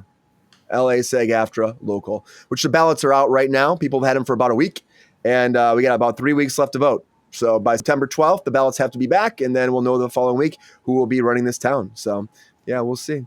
I Did love you it, get a billboard too. yet? Oh, yeah, right. There's no billboard. I don't have the money, man. I wish I had the money. I looked into it. Brian be broke. Brian be broke. Dude, there's always like that washable spray paint on your car, man. Just I know, like right? Maybe I should like wrap my car and cruise for president, just drive around town. Dude, that'd be actually kind of hilarious. I can go live on TikTok and do that too. The Kruse Mobile is going around town.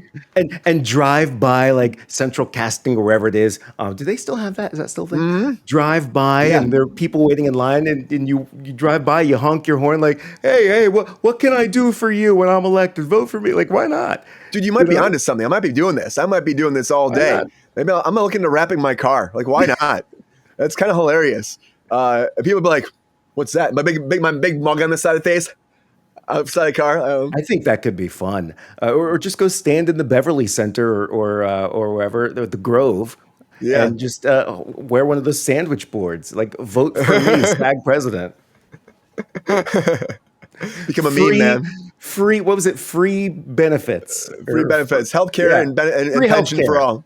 Yeah, free healthcare. Go for Brian Kruse. Come on. Yeah, Christian Bale, Lacey. Yes, he's had his tantrums too. He had that on Well, it was Terminator. He blew up at the DP, the cinematographer, because apparently he was yelling at. Here's the story that I heard from the insiders: is that cinematographer was yelling at the crew members all the time, disrupting the set, yelling at everybody constantly, and then Christian Bale blew up at him one time.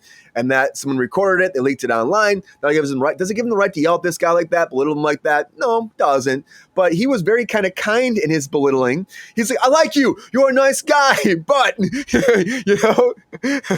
Yeah. And I think everybody gets one because we're only human. Everybody's going to snap. The only difference is in this business, there are often cameras rolling, whatever. Then again, everywhere nowadays there are cameras rolling, but I think everybody gets one. If he does it again, that's a different story. But he can have that one. And it's one of the best videos on the internet. It's and so it doesn't great. even have any like visuals. It's all audio, and it's like the best. It's great. When I met him on The Dark Knight Rises, though, he was so cool. He was so cool. He was carrying his daughter around on his shoulders, and he's introducing her to all the people in the Batman costumes. She's like, "But Daddy, I thought you were just Batman." He's like, "Well, yes, I'm Batman, but also Christian is Batman over here, and Jean-Pierre is my Bat Cycle Batman." And he's walking around introducing her to all the different Batman, and he introduced her to me, and she's waving on her shoulders. It was the nicest thing ever. Hold on. Did you get to wear the bat suit? I did not. No. I know. No bat suit because I work for Joseph Gordon-Levitt, who was a cop in there. You know what I mean? So, yeah. So no bat suit for me. But the guy who was working for him wore only the top part of the bat suit. So he had like the top part and the mask. Then he wore like black jeans, which is kind of hilarious because they never saw anything below there. And people thought he was like a villain in that movie in the trades. It was so funny. They got pictures of him wearing the clout, put a cloak over him so they'd cover him up. And then all of a sudden these pictures like, who is this new villain in the new Batman movie they're covering up? I'm like, dude, that's a stand-in. That's Aaron. It was hilarious. Do they roll when you're standing in? Sometimes, yes. Yep, sometimes I do. I wonder for playback for the actors and also for to send to the studio sometimes to show them what their lighting, what it looks like. Yeah. I wonder if there's money to be made there. Like, could they sell the stand-in recordings? Like, maybe it's to the stand-in, or sell it sell it online for a lot of money. Like, it shouldn't be a discounted thing. It should be a really expensive thing. Yeah, I got a story about that, but David Campbell says sometimes one is all it takes. You're right. Sometimes one rant can destroy a career. You've seen the video. It's pretty funny, Lacey. It's pretty funny. Though he got mad and he walked across the set and distracted him. Yeah, I mean, the DP was distracting everybody, apparently. I still tend to be like, I get why he did it, but I'm also like, there's better tact to handle. But the stand-in thing, I don't know if you ever saw it, but 21 Jump Street released so the trailer came out, and then they released a secondary trailer, shot for shot, the same exact trailer, but it was the stand-ins. It was hilarious. That's awesome. And they weren't saying the dialogue though; they're holding the guns and they're laughing and stuff. And then sometimes it was a great trailer. If you ever want to watch something that shows inside perspective of what it is to be a stand-in, be a rehearsal actor, watch that on YouTube. It's hilarious. The 21 Jump Street trailer. It's pretty great. So I have a really funny stand-in story if you want to hear it, and then I think I might have to go call a client, so I might have to jump off after this, if that's okay with you. Yeah, you got to go. I'll just keep the show going by myself, man. Well, I'll tell this story first because this client can wait at least for a little bit. So one of my students here in Florida, we got him representation, a great agent in Atlanta. Yeah. The one who would lend people money, right? We got him that agent, and this guy had never done anything before ever other than like theater class, and he took some classes with me, right? He's actually become one of my good friends. And let me stick to the same story. So he did this audition for Insatiable with Alyssa Milano. Okay. Remember that show? Netflix thing years ago? Yeah. I know, I've heard this name. So he does the audition. And it was good. It was really good. Then he gets the call back in which they asked him to do the exact same thing, which I still thought was ridiculous. I'm like, just send the first tape; they'll never know. But we did the second one, and then he books it. Oh, he books it. He had never even done like a commercial. He'd never done anything. So I go with him from Florida to Atlanta. And I drive him up to the studio. He gets out at the security gate because they wouldn't let me in because I'm not on the roster. So I'm driving around. 2 hours later, I get a phone call. And it's like, you would think that he was like backstage of a theater or something. He's like, "Hey, it's me." I'm like, "Yeah, how's it going, man?" He goes, I think they hate me and I think they replaced me." I said, "Well, what are you talking about?"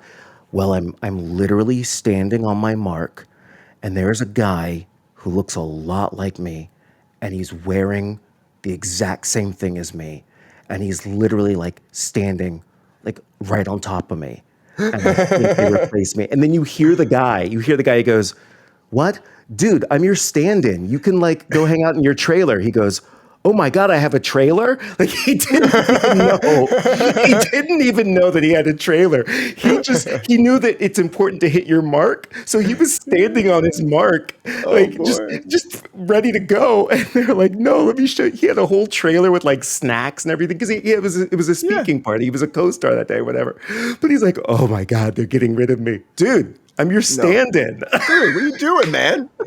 As you were, you can get out of here, man. I'm here for you. I got you. I It will must have been never fun to hear forget that through that. the phone too. Dude, I'm Oh, your it was standing. so funny. And since then, that same guy became an agent at a big agency out in Los Angeles, at least for 3 or 4 years. I think he's moved on to something else that paid a lot more. But Wow. but that's how that guy got started in the business, is thinking that they had replaced him and not told him. Wow. Wow, man. That's awesome. That's a great a round of applause for that story. That's great. You know what? If you haven't done that, I've seen actors where they get on set and like on sitcoms where it's like multi-camera, they have 4 cameras and you gotta cheat out like it's a play. You gotta open up to the camera and they have their back and the camera like, dude, you gotta cheat out, man. You gotta look at so there's sometimes that you get that role, maybe you nailed the audition, but then you don't know some of the stuff that happens on set. Right, right. It's hilarious. Let me ask you a quick question. I know you got to take off. Let me ask you one Okay. quick question. So this just came in right now in my messages. So I'm running for SAG-AFTRA president. I've been talking about it forever. So I was reaching out to everybody in my phone book, right? And one person I haven't talked to in years, I reached out to him, and I got one response from them. All right, this is one that I'll never forget now because of course you get love, you get hate, you get all that. I got a F you. That's all he said. F you. And I was like, huh. And I said, because I never really we've always been cool. Never had a problem with this person. I just said, hey, man, I hope everything's okay. Don't know what happened between us in between the last time I saw you. I always hope the best for everybody I've met in my life. Appreciate you, man. Love it. Best of luck in your future endeavors. And hopefully I see you again on set someday. I left it at that. He just messaged me and said, hey, Brian, how you been? Miss you, man. I'm doing this charity event. I need this much money. Can you help donate to it? No, isn't that weird? Weird to all of a sudden just isn't that weird? Well, okay, but was that all of that took place in the past 5 minutes? Well, no, I messaged him about a month ago when I was trying to get signatures for the ballot, and now this is the first response he said to me, as if nothing Oh. happened before. Oh, well, what's the charity? Let's see. He's Well, saying it you don't have to say if you don't want to say. a youth in Hawthorne Middle School. Okay. Somebody do the Uh, youth in Hawthorne Middle School. I would tell. Now, this is what I would do. Is that what you're asking? What would I do? Yeah, what would you do? I would say happy to help, but it will require a little follow up from our previous conversation. That's a good point. Yeah, Happy to help. I just need to understand what that was about, and then it'd be like a value for no, value exchange. yeah, You help him with whatever you can do with this charity. Maybe it's $5. I don't know. Maybe it's getting the word out.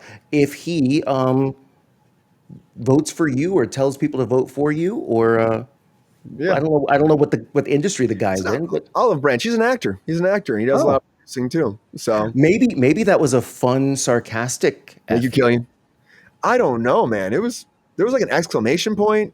You know what I mean? So I mean, maybe it was like one of those like, "Oh yeah, F you, man, that's may, may, awesome." maybe that's what it was. It's just the weirdest. I just he never responded to my next message, so I was like, "Thank you, Raven. Good to see you here, Raven, and thank you, Killian. Good to see you here too." And Je says, "Money, money." It could be just coming down to money too. Someone just wants money now. They're like, "Oh, whatever. I'll just respond to this person and see if they want money. If they'll give me money." It's I a weird mean, thing. the weird thing is it said your name though, right? Do you think he was Yeah, using one of those programs that like puts your name in there? I don't know. maybe. What a I don't weird know. thing, though. Or you You're right. could say, I would be glad to help. Oh, wait a minute. I'm looking at your last message. No, I'll pass. Yeah, right. Right. I like what you said the first time. I like an explanation for that because I'm not the kind of person who likes to burn down bridges or Right. destroy relationships. I'm not like that. I give people, another chance. I give people way too many chances sometimes, probably. My mom always tells me that too. She's like, Brian, you can't be walked on if you don't lay down. I've heard it so many times in my life.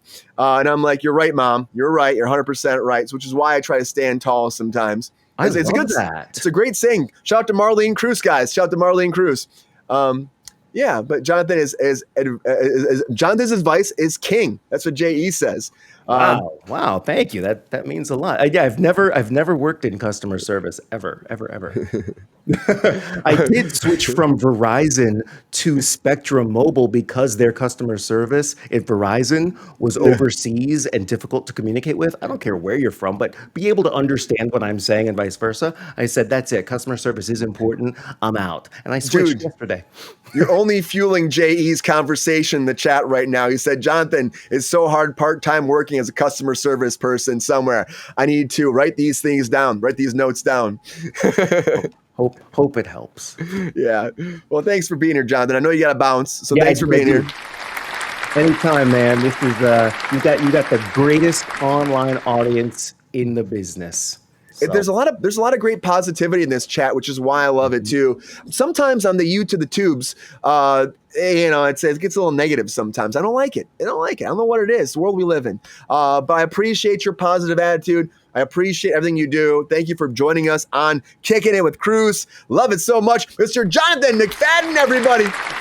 you guys, thank you. DM me if I can be of any help to anybody. Happy to be there for you. Bye. Take care, man. See you next time. Appreciate you guys.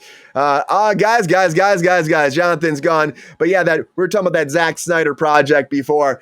So much going on. Satellite for cell phone. Am I president yet? Thumper, not yet. Hopefully, the ballots are out. So I have until September 12th, or I should say the members have till September 12th to actually decide who will be president. And hopefully I find out then that I get in there. And I'll still be here, guys, talking about a lot of stuff. There'll be an open forum. We get more people, maybe we'll get more cool people here to talk about the business too. Like, I love our community, but I'm all about growing it. That's why I love following you guys, sharing your stuff, hearting it if I can. I'm trying to check out what you guys are doing too. I love this community. It's so great. Yes, let's go. Oh, John, he changed his name to John. So should I call you John, JE? I've been calling you JE for so long. I'll call you John, man, if you want me to. But also something else I'm excited about, guys, is that Clayface movie that's coming at DC. I don't know if you are excited about that at all out there, David Campbell, or if the chat's excited about that. But Max has been signed. Mance Minghall has been signed on now from The Handmaid's Tale to come in to play in this new project in this DC universe. Of course, he's not excited about David Campbell. Of course, this romp into this evil universe of Clayface, who's one of the big Batman villains. If you don't know who he is, we really got Tom Rice. Harry's been attached to this, playing the titular character himself of Clayface. We still don't know if Batman will be in here yet. James Watkins directing this. And also, guys, I got to tell you, it could be fun. It could be whatever's easier. I'm going to call you John. I like John. Yeah, it's like, shout out for John, guys. David Campbell, you don't see any kind of joy in this at all? Nothing? You don't see anything that could be great about this Clayface? What if Batman came in here? Would you be excited about Batman popping up? I'm always about Batman. I can't wait to see who the new Batman's going to be, guys, in this universe, too. Thumper, thank you for the like. Happy to have you here, guys.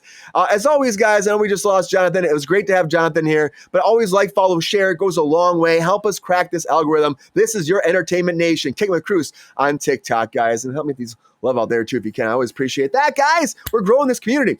After today, we're going to be president of fries and burgers. I know, right? That's where we're going next. And we're going to call them Peppy Snickety Snacks. That's going to be our side menu. Can't wait for that, too. The Pep Star will love that. Give Peppy some Snickety Snacks. Right, Pep Star? Shimon. Yeah, Pep Star. Depends on which Batman. You're right. I think it's supposed to be a brand new Batman, though, David Campbell. I think it's supposed to be a whole new Batman, whole new one. I don't know. They had the animated one they showed that was like big and beefy and bold. So we'll see. Also excited about, this is a crazy thing they're actually making, too. Talking about the comic book stuff. You guys like Black Mirror? I actually really do love Black Mirror over there, over in the UK production of that. They've been growing so big on Netflix, guys. Every season it's been fun. We're getting a comic book about Black Mirror now. Getting a comic book series too. As long as it's not Pattinson, I'm good. Yeah, Pattinson, I don't think Pattinson would do it. I think Pattinson's very controlled and small. Yeah, Black Mirror is awesome, Lacey. And Pattinson, I don't think wants to do even one more Batman movie, let alone these spinoffs. So they have a hard time locking him down. And James Gunn even said that he will not be our Batman moving forward. The Lazy Dog Restaurant in Rancho Cucamonga with the dog menu, and you being a dog but eat inside. I love that. That's pretty cool. I like that too. Bring not being there. Yeah, I like that too. Still have nightmares about those robot dogs. Oh man, there's so many great stories in Black Mirror. I think that's why they're making this graphic novel series about it into this digital dystopia that is Black Mirror. And a big one, Inkpen is the production company that's making this, Inky Pen. But they are doing the USS Callister, which is doing great. They did another second episode of the USS Callister in this last season. They are doing a whole series based off that, which would be kind of cool. I have some images from that too. One of the first ones they will be releasing too. It's going to be awesome, I think. Barely in the last episode of last season of Black Mirror. There's going to be a lot more happening though with this. There's going to be a lot more happening. It was a great episode too. I agree. I love Jimmy Simpson in there. He plays like the boss in that season, or in that episode, and of course in the first episode as well they had for the USS Callister. I worked with Jimmy over on Westworld. Great person, really nice human being. So I'm always cheering and championing his work too. But this is going to be like a long-term agreement with Twisted Comics to make a bunch of these Black Mirror graphic novels. Now they've been launching these, rolling these out. They want to have a lot of these coming, adapting from all the different episodes that happen in Black Mirror. The first 20 pages of the USS Callister is being offered as a sneak peek right now. They're rolling it out right now, and then physical form will be coming later this year. Published in the fall or maybe the winter they're talking about of 2025, followed by another episode coming, that San Junipero episode in 2026. They're going to be bringing that out too. So get ready for a lot more. Info Slave, how you doing? Welcome, Info Slave. Welcome. Bring that positivity. Always happy to have you here too. And he said the subscription service one is a new season, was nuts. Oh, the subscription service one? There's so many. Oh man, I'm trying to think. The subscription service, what's happened on that one? I can't remember right now. There's so many episodes. But I do love every one where she's saying ads. Oh yes. That was so crazy because they had to like keep upping it. That was such a tragedy too. And like, well, you need the next tier, the Premium Pro Plus period one to get the actual no ads. And then all of a sudden, well, you don't have the top tier Premium Plus positivity one. It was crazy what they did. That was also the downfall too. And then the husband has to keep doing that online form where he's like doing those dares just to pay the bills. That was an upsetting episode too. Hope there's been, I've been well. I've always been well, Info Slave. It's a new Comic Wednesday. Been positive. I love that. But I love Comic Wednesdays. On my next show that I have tonight at 6 p.m. on the U to the Tubes, I have a friend over there. We call him the Comic King. He always shows us the new comic books that came out, and he's always bringing up like what's happening. We talk about comic books a lot on a Wednesday too. So I'm happy to have him back tonight too. So if you catch us over there on the U to the Tubes, you'll love that too. A lot of comic news over there too. Have you seen American Horror Stories? I have. I didn't work on those. I think I worked one day on American Horror Stories season 1. It's all right. It's all right. It doesn't have the oomph, I think. Try to find it's Cruise Control Show. That's what it is, Cruise Control Show over there, Info Slave. Check it out over there. My buddy Sean is so informed in all the comic book stuff. I know some, but he blows me out of the water. And so I love talking to him about comics. We're having a big conversation about that tonight. Probably about this as well, and also about some of the stuff happening with the Mutant stuff, which I'll bring up in a little bit as well here too. I love it so much. It's fun, but I love the Black Mirror stuff. And I gotta tell you, John, the whole American Horror Stories felt like a cash grab to me. Thank you. Yeah, we love a good yapper. I know, we love a good yapper. Jonathan's a great yapper too, right? Round of applause for Jonathan. He's a great yapper. He's got a lot of work in the business. I love Jonathan. He's always great to have on the show. I always have fun talking to him too. We can talk for hours and hours and hours about the business and everything else too. There he is. Yeah, he is. Yeah, here's Jonathan. He's a great, honestly, what a great human being, guys. And he's got a lot of knowledge, as I said. If you want, DM him too about any kind of information about the commercial world. And like I was saying too, I know it was, I don't know if he's still out there, but whoever had the question earlier about like the actual gigs and now the classes that Jonathan teaches, DM him. He'll get back to you. He's a great person. So always happy to have you, Jonathan. I'm also excited about, again, going into this universe of like reboots, remakes, redos. This is a fascinating one to me because I don't know if I've ever seen it before, but Death of a Salesman coming to the big screen. Now, it could be good, guys. I mean, we got a great cast here already. Look at the cast right now. And I tell you, when it comes down to this, I feel like if they do it right, it could really drive home that narrative. Octavia Spencer's fantastic. Jeffrey Wright's amazing. Like this combination could be great. Jordan, a kind soul. Yeah, a kind soul. Yeah, it was Jordan. That's right. Jordan asked that earlier. Here it is, a kind soul. But this combination could be fantastic for this. Now, of course, we'll have to wait and find out. Sometimes these things fall apart in production or post-production. But if you've ever seen Death of a Salesman, it really is a tragedy about a man who gives up pretty much his life with his family for his work. And then, of course, the downfall of his family that comes from it, and his personal life as well, the downfall of him as a human being. But I think that Jeffrey Wright will nail this performance. Octavia Spencer will bring so much heart and soul and emotion to this too. I'm interested in, guys. You could be Jeffrey Wright stand-in, Jonathan. Yes, you could be Jeffrey Wright stand-in. You could. Jeffrey Wright was so great on Westworld. He was so amazing, such a great human being. I applaud everything he does. If you guys are excited about this Death of a Salesman, let me know in the chat. You gonna watch it? I don't know if you'll check it out or not. I'll be there. I watch most stuff, guys. You know I watch most stuff. I try to check out this. Is Focus Features, Amblin Films, of course, who also is, again, Spielberg's production helping behind this too. I'll be Jeffrey Left. You'll be Jeffrey Left. This sounds like a good sketch, Jonathan. Jeffrey Left. I kind of like this. It could be kind of fun. We gotta get some glasses like this too, and we gotta get you in there. Gotta get the goatee though, Jonathan. Too. We gotta get that goatee on you that make you have that Jeffrey Left. Maybe Jeffrey Left doesn't have facial hair, right? The right does and the left doesn't. It's like evil dimension version. I don't know. I was gonna say they made a Westworld so intense. He's great. Yeah, he was so great in Westworld. He really was. Bernard. He was so good. Kruse, do season 2 of Alien FX show if it gets picked up. I would love to do that. Help me get in there. John, help me get in there too. Reverse Flash version. You can be the Reverse Flash version, Jonathan, all day. And Lacey, yeah, he was amazing. What he brought to that character.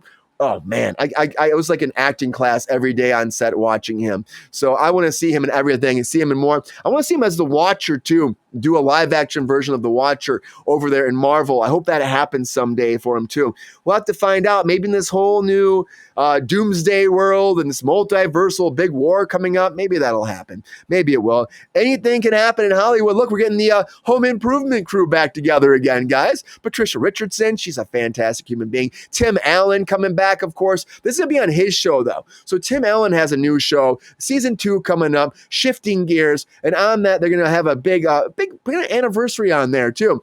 Which, again, they're not really saying who the characters are playing. But let's be honest, if you're bringing the Home Improvement characters together on a show, they're going to be playing their characters. They just don't want to say it out loud yet. It'll probably be announced in a whole different spiel. This just came up. They've been cast on this show. Did King of the Hill come back? Yeah, King of the Hill came back too. King of the Hill's doing really great right now. It had like 4.5 million views in its first week, which is like broke numbers for any animation ever. Usually animated TV series don't get that big of numbers these days, especially revival like that. But that is doing fantastic on Hulu. Don't be surprised if you get more of that coming forward. I bet the cast will keep happening and keep bringing back that nostalgia sometimes draws them back in. Richard Karn's coming back. Debbie Dunning's coming back. They're all coming back along with Patricia Richardson in this Shifting Gears production. And it sounds like they're going to be playing their parts from Home Improvement, guys. So if you loved Home Improvement, I mean, it was fun when I was a kid, right? I wasn't a big Home Improvement fan. I think my mom loved it more. She loved Tim Allen. I'll tell you, I just noticed I have the same hat. Oh, hey, rock the hat, John. Rock the hat. The new South Park. I didn't. Yeah, it's been so good, Lacey. I didn't see the new South Park last night. Of course, I have. I don't have Comedy Central, but I have Paramount Plus. So I'm going to watch it today, and I'll probably talk about it tomorrow too. But they have been. They have been great. They've been. I mean, honestly, I said this before about South Park. When it comes to South Park, I would love to be on that show being made fun of because you know you made it in the business. You know you're doing something out there. You know that you're relevant some sort, and you know that you're on the map somehow. And I love what they do. They make fun of people so bad, and what they've done with Uncle Donnie out there, 45, has been intense. Oh my God. You gotta laugh, guys. We need more laughing in this world. We really do. We need more laughing. We got to make that happen because, let's make the world laugh. How about that, guys? Let's make us laugh again. We all need a little bit of laugh and joy and love in our lives and come together to make a cohesive unit that brings, great vibes and energy to the world. And, stop stop with the negativity. I try my best. I try my best to bring that positivity. I love that, again, Info Slave in there, bringing that positivity always cheers me up too. I love the positivity. What about The Simpsons? About always predicting the future too. The Simpsons do fantastic. They always do. I love what The Simpsons bring to the world. And you know what? It's fascinating, right? It blows my mind. The thing happened too, with this last whole cycle of the elections, where the Simpsons was trying. The Simpsons predicting a different kind of win. But I kind of feel like, guys, don't get me wrong, I feel like what's happening and where it's going, I feel like the Simpsons got it right, but they might have gotten it right for the next cycle. I don't know. That's me, maybe thinking, maybe. We'll find out. Before you guys know it, Wheelchair Gamer, always happy to have you. Welcome back, too. Also, another thing, I'm not a big Home Improvement fan, and I know a lot of people weren't a big fan of Snow White. Now, Snow White, again, didn't do great at the box office. We talked about before. Didn't do that great. We had the controversy, of course. I don't want to get too political here, but, actors sometimes, we had this conversation, I feel like a million times on all my platforms, and I say this, but I'll say it one more time.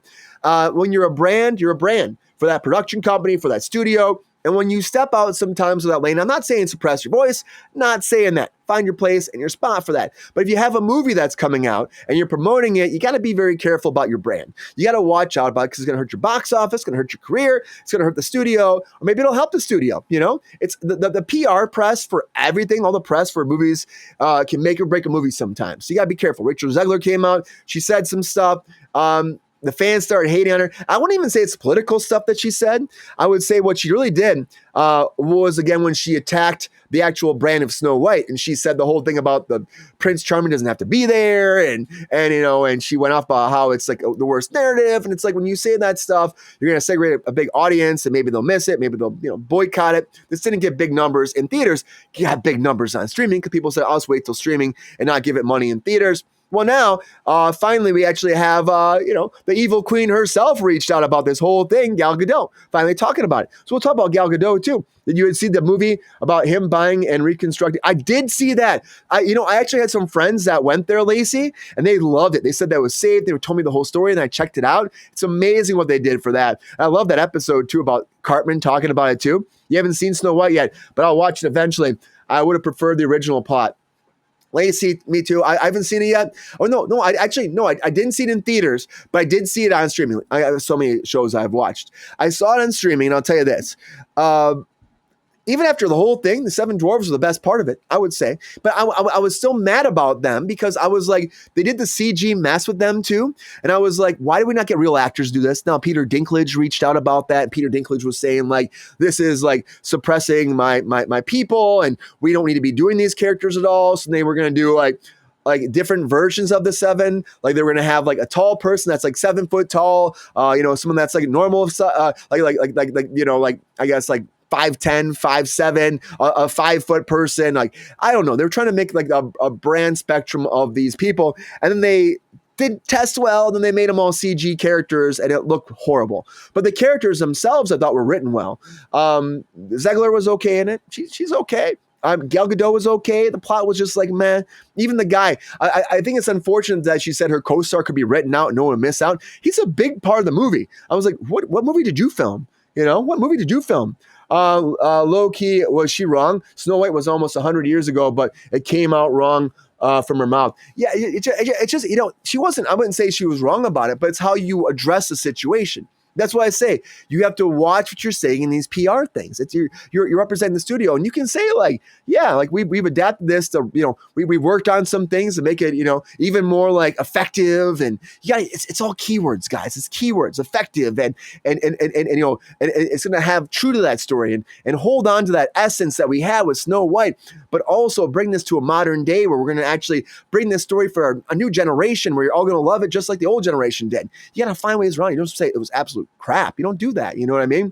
I remember him saying that, but that didn't get paid, so I feel that's wrong. But they didn't get paid. Yeah, that's the other problem too. You got to be paid right. You got to be paid right too. He does stand up for a lot. I love Peter Dinklage. Don't get me wrong. I love him. I think he's been doing great in Dexter. I think he's an amazing talent. But I think that caused like this weird shift for no reason. I think Disney made the mistake on that front. It wasn't because of Peter Dinklage. It was Disney making bad business mistakes, which spiraled Because again, stick to your plan. If you're a studio, stick to your plan, do it. Stop changing things just because one person says something. Put it out there and let the audience decide. You know, they did it with Elio. Disney did the Elio thing. They shift Elio and that bombed. And I heard it was actually a pretty decent movie, but it bombed because they shifted gears based off like one thing someone said online. Don't do that. And then also, can you be alive 28 days on Survivor show if it's real? I mean, 28 days. Can you be alive 28 days on Survivor show if it's real? I think so. I mean, I would love. I don't know if I could do Survivor wheelchair gamer. I mean, maybe. I don't know. I mean, I'm an Eagle Scout, so I did a lot of that survival stuff too when I was a kid until I was 18. You know, they put us in the middle of the woods with like a match. And like they said, live for a weekend. And like we had to like figure out food and bury. They had stuff kind of stashed around where you could eat, but it was like a whole thing. You could come back to camp, but if you made it through the weekend, then you got into the Order of the Arrow, which is a whole subdivision of Boy Scouts. And I got through it. So I'm in the Order of the Arrow. Don't really do much with it anymore, but I've been able to survive that way. So maybe I'd survive. I like to believe I would. Remember him saying that, but they didn't get paid yet, right? And people were still going to complain about them. 100% John, always. They want acting roles too. They do, Lacey, and they deserve acting roles. This was 7 big jobs they should have had, I think, you know. She needed Jonathan to write her speech. You're right. She needed Jonathan in there too. Jonathan's great at that too. Real actors was the whole point of the action. Lacey, yes, real actors. It's the biggest thing about that too. Is it still PG? Yeah, I'd say it's still very much PG. They make a little jokes and stuff. It's very wholesome in a lot of ways. They just change some little things like the prince is not really a prince. He's like an outlaw, and he has like there's like a whole group of outlaws, like kind of like the like Robin Hood kind of in there that he has with there. And there's also the 7 dwarves that are in their own cabin too. And they mix and match with both of them. They're fighting the evil queen who's trying to conquer the lands. There's a lot of stuff that's very true to the narrative there, but there's just some like little changes here and there. Low key sounds like Hunger Games. I kind of see it. Yeah, Hunger Games. You're talking about the Boy Scout stuff, John. Kind of like Hunger Games a little bit, but it was only one weekend. It was like 2 nights. Like they let us out on a Friday night. And we got there Friday. We checked in. We had dinner. And then they were like, okay, you're going out pretty much. And then I had to be out there till Sunday afternoon. And they had like a big brunch for us when we came back. But it wasn't like we were absolutely out there with nothing. They gave us some. It was like, you know, like in Boy Scouts, they try to get you to be able to survive with certain things if you're like out in the wilderness. So they give us those tools. You know, you got your pocket knife, and you know, it wasn't like I was going after rabbits in the wilderness or something like that. I was eating berries and veggies and stuff like that, and just surviving. I had to make a fire at night because it was cold. You know, things like that. But they had people moderating us, so they bring us in. They kept us safe. But it was an idea, can you actually survive and do it too? Actually sounds cool. I love the idea of the Robin Hood side story. It wasn't bad. I didn't mind it. But the fact that she said like that her co-host or her love interest didn't have to be there, I was like, man, that's a slap in the face of that guy. He's in a lot of scenes. It's actually a pretty big story. So I was like a big B plot. So I was pretty alarming. You would say that about your co-host or your co-star. Yeah. Oh, your parents didn't complain. No, my parents. No, my dad was actually in Scouts as well, trying to help me get in there too. He was a scout when he was a kid too. He was all about it. So it was so Hunger Games, John says. Yeah, that's rude. It was just rude what she said about her co-star. 100% rude. I'm like, what are you doing right now? How can you say that about somebody? But Gal Gadot spoke about this. She was talking about, she said, I even enjoyed working with Rachel Zegler. She laughed about the whole thing. We talked about it. It was fun. I was sure this movie was going to be a huge success, but it wasn't. And Gal said that, you know, she spoke about a lot of stuff with the guys what was happening overseas during this whole thing, but she didn't believe it was going to blow up that way. Then October 7th happened. We know what happened on October 7th. When that happened, all kinds of industries, also Hollywood, there was a lot of pressure on celebrities to speak out against everything that was happening.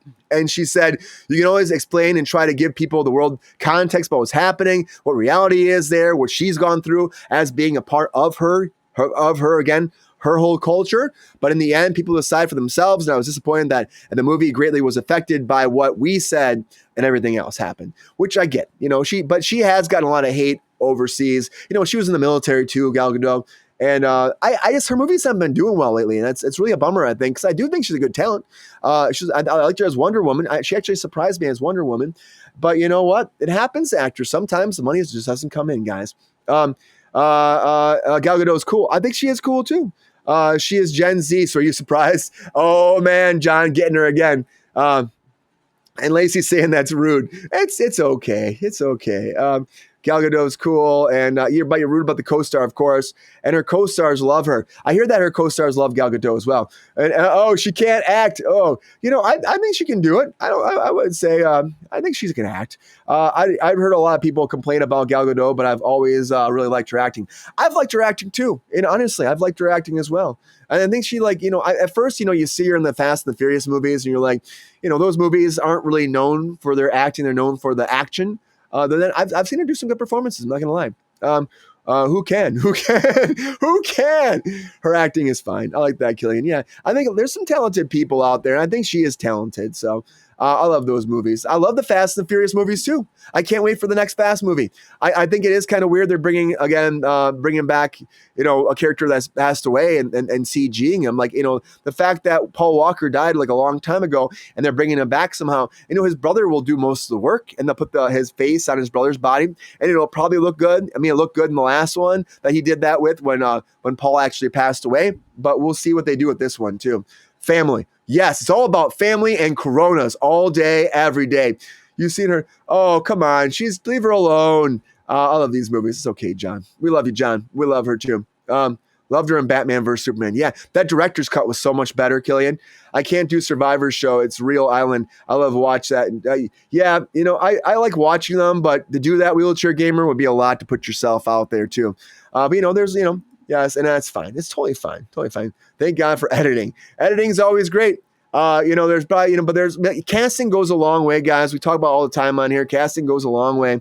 Look at the casting, though. We got some more casting for Harry Potter. We got the Weasleys, guys. Here, all the Weasleys now have been cast pretty much. We're missing a couple here, but the Weasleys in the new Harry Potter have been cast, this group of this mischief makers over the Harry Potter lore.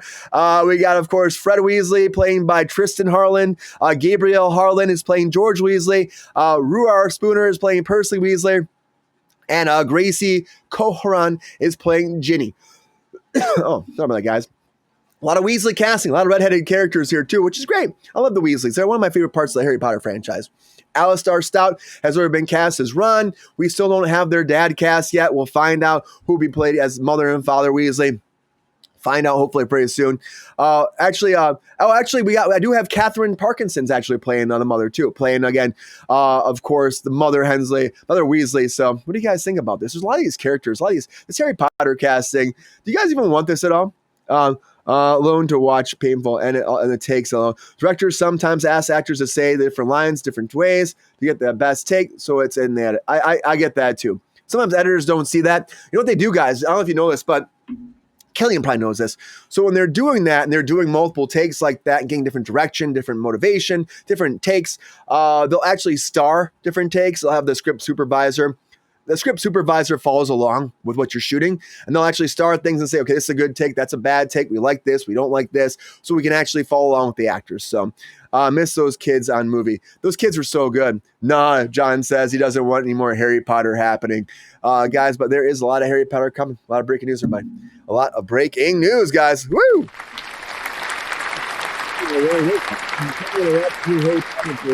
I hope they come up with some cool magical scenes. I hope they do too. I love the books, I know that, again, J.K. Rowling is very problematic these days. A lot of stuff she's been saying, putting out there, caused a lot of drama. And I know she's attached to this and people are boycotting this because of that. But I will say this, the actors that are doing it, I don't hate on them for doing it. I think I understand it. I think that like Nick Frost is a big one playing like Hagrid playing Hagrid. Like him personally, he's been a B-list actor for a long time, waiting for that A-list opportunity. I'm happy for him. I think he's a great actor. I hope that he does great in this too. I honestly think they're gonna hopefully do great in this series. Show more of the books in this too. I can't wait for the Half-Blood Prince.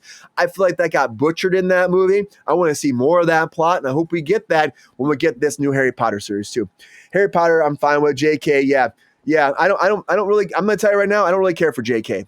I don't, but I'm gonna tell you right now, I hope that we do great by the actual source material and leave the person and their beliefs and their views away from the product. Now, she said she won't try to interrupt any kind of casting based off people's views, and that she's just there mainly as a narrative pinpoint or standpoint for the production itself. So we'll see. We'll see what happens. I like the artists, but still enjoy their work. I think that's totally fine too. I think that we should be able to. And it's for the kids, guys. The kids deserve some joy. And there's a lot of joy that comes from Harry Potter, which I think is a great thing. So, guys, I love it. Guys, breaking news. Breaking news. Guys, we're getting pretty late. I do want to talk about one more thing, and I might hold off some more Marvel talk for tomorrow. We're always talking about Marvel stuff. There's a lot of hate with that too. You all know that Harry Potter School is real somewhere in the UK. Well, I know they shot at a real place. They shot a lot. They had Hogwarts there, and they did some soundstage work. They did shoot at an actual kind of castle or something. I know. So I don't like I still haven't been to the Harry Potter world at Universal. Oh, Lacey, are you in Los Angeles? Or are you in Florida? Because there are some similarities. I'm here in Los Angeles, and I've gone to both. And I will say the one at Universal, and you're in Colorado. Okay, you're in Colorado. So if you go to either of them, the one in Orlando is so much bigger. There's a train, the Hogwarts Express is there. It's a much bigger world.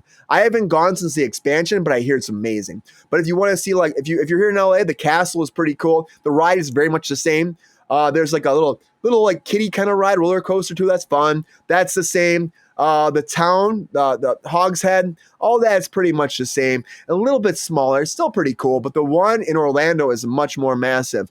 I really like that one a lot. I want to go back and see and ride the train and do all that too. Maybe next time I'm out in Florida, I mean, Universal, but they built it later. Yeah, that's unfortunate too. Yeah, that's how it was too. When I was there before, last time I was there, they had just built the castle, and then the expansion happened later. Then I moved to Los Angeles, and in LA. I think I was already in LA. But I was in LA, and I came back to Los Angeles. They built here. I was excited they were building it here, like the Super Mario World too. I was excited when they were building that Super Mario World, which is really cool. I like the Super Mario World. It's just it's a little smaller here. Things are a little bit smaller in Los Angeles because the space is a little smaller. They built it at Universal, which is actually a working sound production studio. And I know they have studios there in Florida, but not like here. There's a lot of productions happening here. Not as much recently, but they used to be a lot more of a functioning studio. And so the space was much smaller. Even to build like Super Mario and to build the Harry Potter stuff, they had to take stuff out. And it took away our production space here too, which is, again, it's cool. It's bringing money to Universal, creating jobs, and also helping our economy. It's really cool to have here too. So I love that. But I do wish we had more productions. I always do. I always want more productions, guys. But guys, thanks for being here. Thanks for being here. One more thing. The whole thing Harry Potter. Well, let's talk about some James Bond before I roll out in our featured story of the day.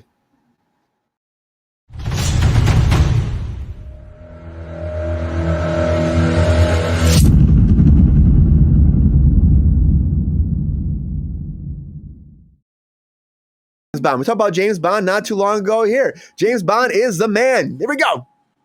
Does that work? Yeah. So talking about James Bond, guys, let's get into it. Because I got to tell you, one of my favorite James Bond is, of course, Pierce Brosnan. I love Pierce Brosnan. Probably because I was a kid at that point. He was massive and big, and he was like kind of the guy. He was that James Bond for me. And for a lot of us, he was. If you go back in time, Sean Connery is my James Bond overall. And I got to tell you, the one thing I keep hearing about, who was going to be the next James Bond? Pierce and Sean Connery, Lacey, 100%. 100%. You're in LA in November. I hiked oh, really? You went to Catalina? That's amazing, Lacey. I had never been to Catalina. In 17 years, I have never gone to Catalina. I need to go still. One day I will go. But Pierce Brosnan wants to be James Bond again. I hear this and I start laughing, but I'm like, you know what, Pierce? At 72 years old, an older, disgruntled, maybe still 00 agent James Bond, I wouldn't mind seeing that actually. But I gotta tell you, I don't think there's any universe where this actually happens. So it's a pipe dream. But Pierce Brosnan was out there and doing a press interview. He said, in a heartbeat, he would come back for Denis Villeneuve's James Bond. Now, he was talking to the Radio Times, and he joked about this because they keep going back and forth about who will be the next James Bond. He goes, if they want a senior citizen to be James Bond, I am there right now to get back in the saddle again and get that martini back in his hand, shaken, not stirred. But of course, Amazon's doing this. He was James Bond from 95 to 2002. He didn't want to leave either before Daniel Craig took over, but they wanted to go with the younger Bond, which was happening right here. Love to see him in that role again with a young guy too. See, that's what I kind of like. you imagine if he's like a younger Bond, which they're going for? They want a Bond like in their 20s. We keep talking about this. There was that rumor of a guy that was like 37 that was going to be maybe cast, that was reading for it. I don't believe that. I really do think they're going to go with somebody in their 20s. And, Tom Holland's been rumored to be it. He's been cryptic about it. Also, Elordi, he was rumored to be it. He was over from, been in a bunch of movies. He was Priscilla. He's rumored to do it. Elordi was rumored to do it. He's like 6 foot. He kind of has the look too, Elordi. But I feel like Tom Holland might have the actual pull to get this role, even though I don't think he fits into it. But I would like to see Pierce Brosnan come back. Like, why not, Pierce? Make it happen. Get back in the saddle again, Lacey. I think it'd be kind of fun. I think people would go to see it because he still has that essence, that aura to be James Bond. Now, would it happen? I don't know if it will actually happen. I feel like they will probably stop him from doing this. Because again, they're going to want young Bond and a new start and a fresh start for James Bond. But I would watch it. I would totally watch it. I'd be all about it. And I think that if he wanted to do it, hey man, if I was a production company, I'd be like, you know what? Give this man a chance. Bring him back. Make it happen. I'd love to see it, guys. I'd love to see it. What about you, Lacey? Would you check it out? I know you said you'd go to see it, but anyways. Big news happening. It's a fun story. I love talking here all day with you guys. Lacey, thank you for being here. John, thank you for being here, guys. Killian, thank you for being here. Appreciate you all in the chat. The UK folks are magical, John. They are magical. But appreciate you guys as always. Thanks for kicking it with Kruse one more time today. And I'll be back again tomorrow morning at about 9 a.m., 9:15 tomorrow morning to give some more news, some more entertainment, some more talk, some more great conversations, only found here on TikTok. Like, follow, share, do all that stuff. Help me kick this algorithm and join this entertainment today only on TikTok. Welcome to Kick with Kruse. Check me out tonight at Cruise Control Show over at the U to the Tubes. I'll be over there at 6 p.m. Pacific Standard Time tonight as well, guys. But thank you for being here, Lacey. Appreciate you, John. Appreciate you, Killian. Have a great day, guys. Take care of yourselves. And until next time, as always, guys, have a great day. Conquer your day and see ya.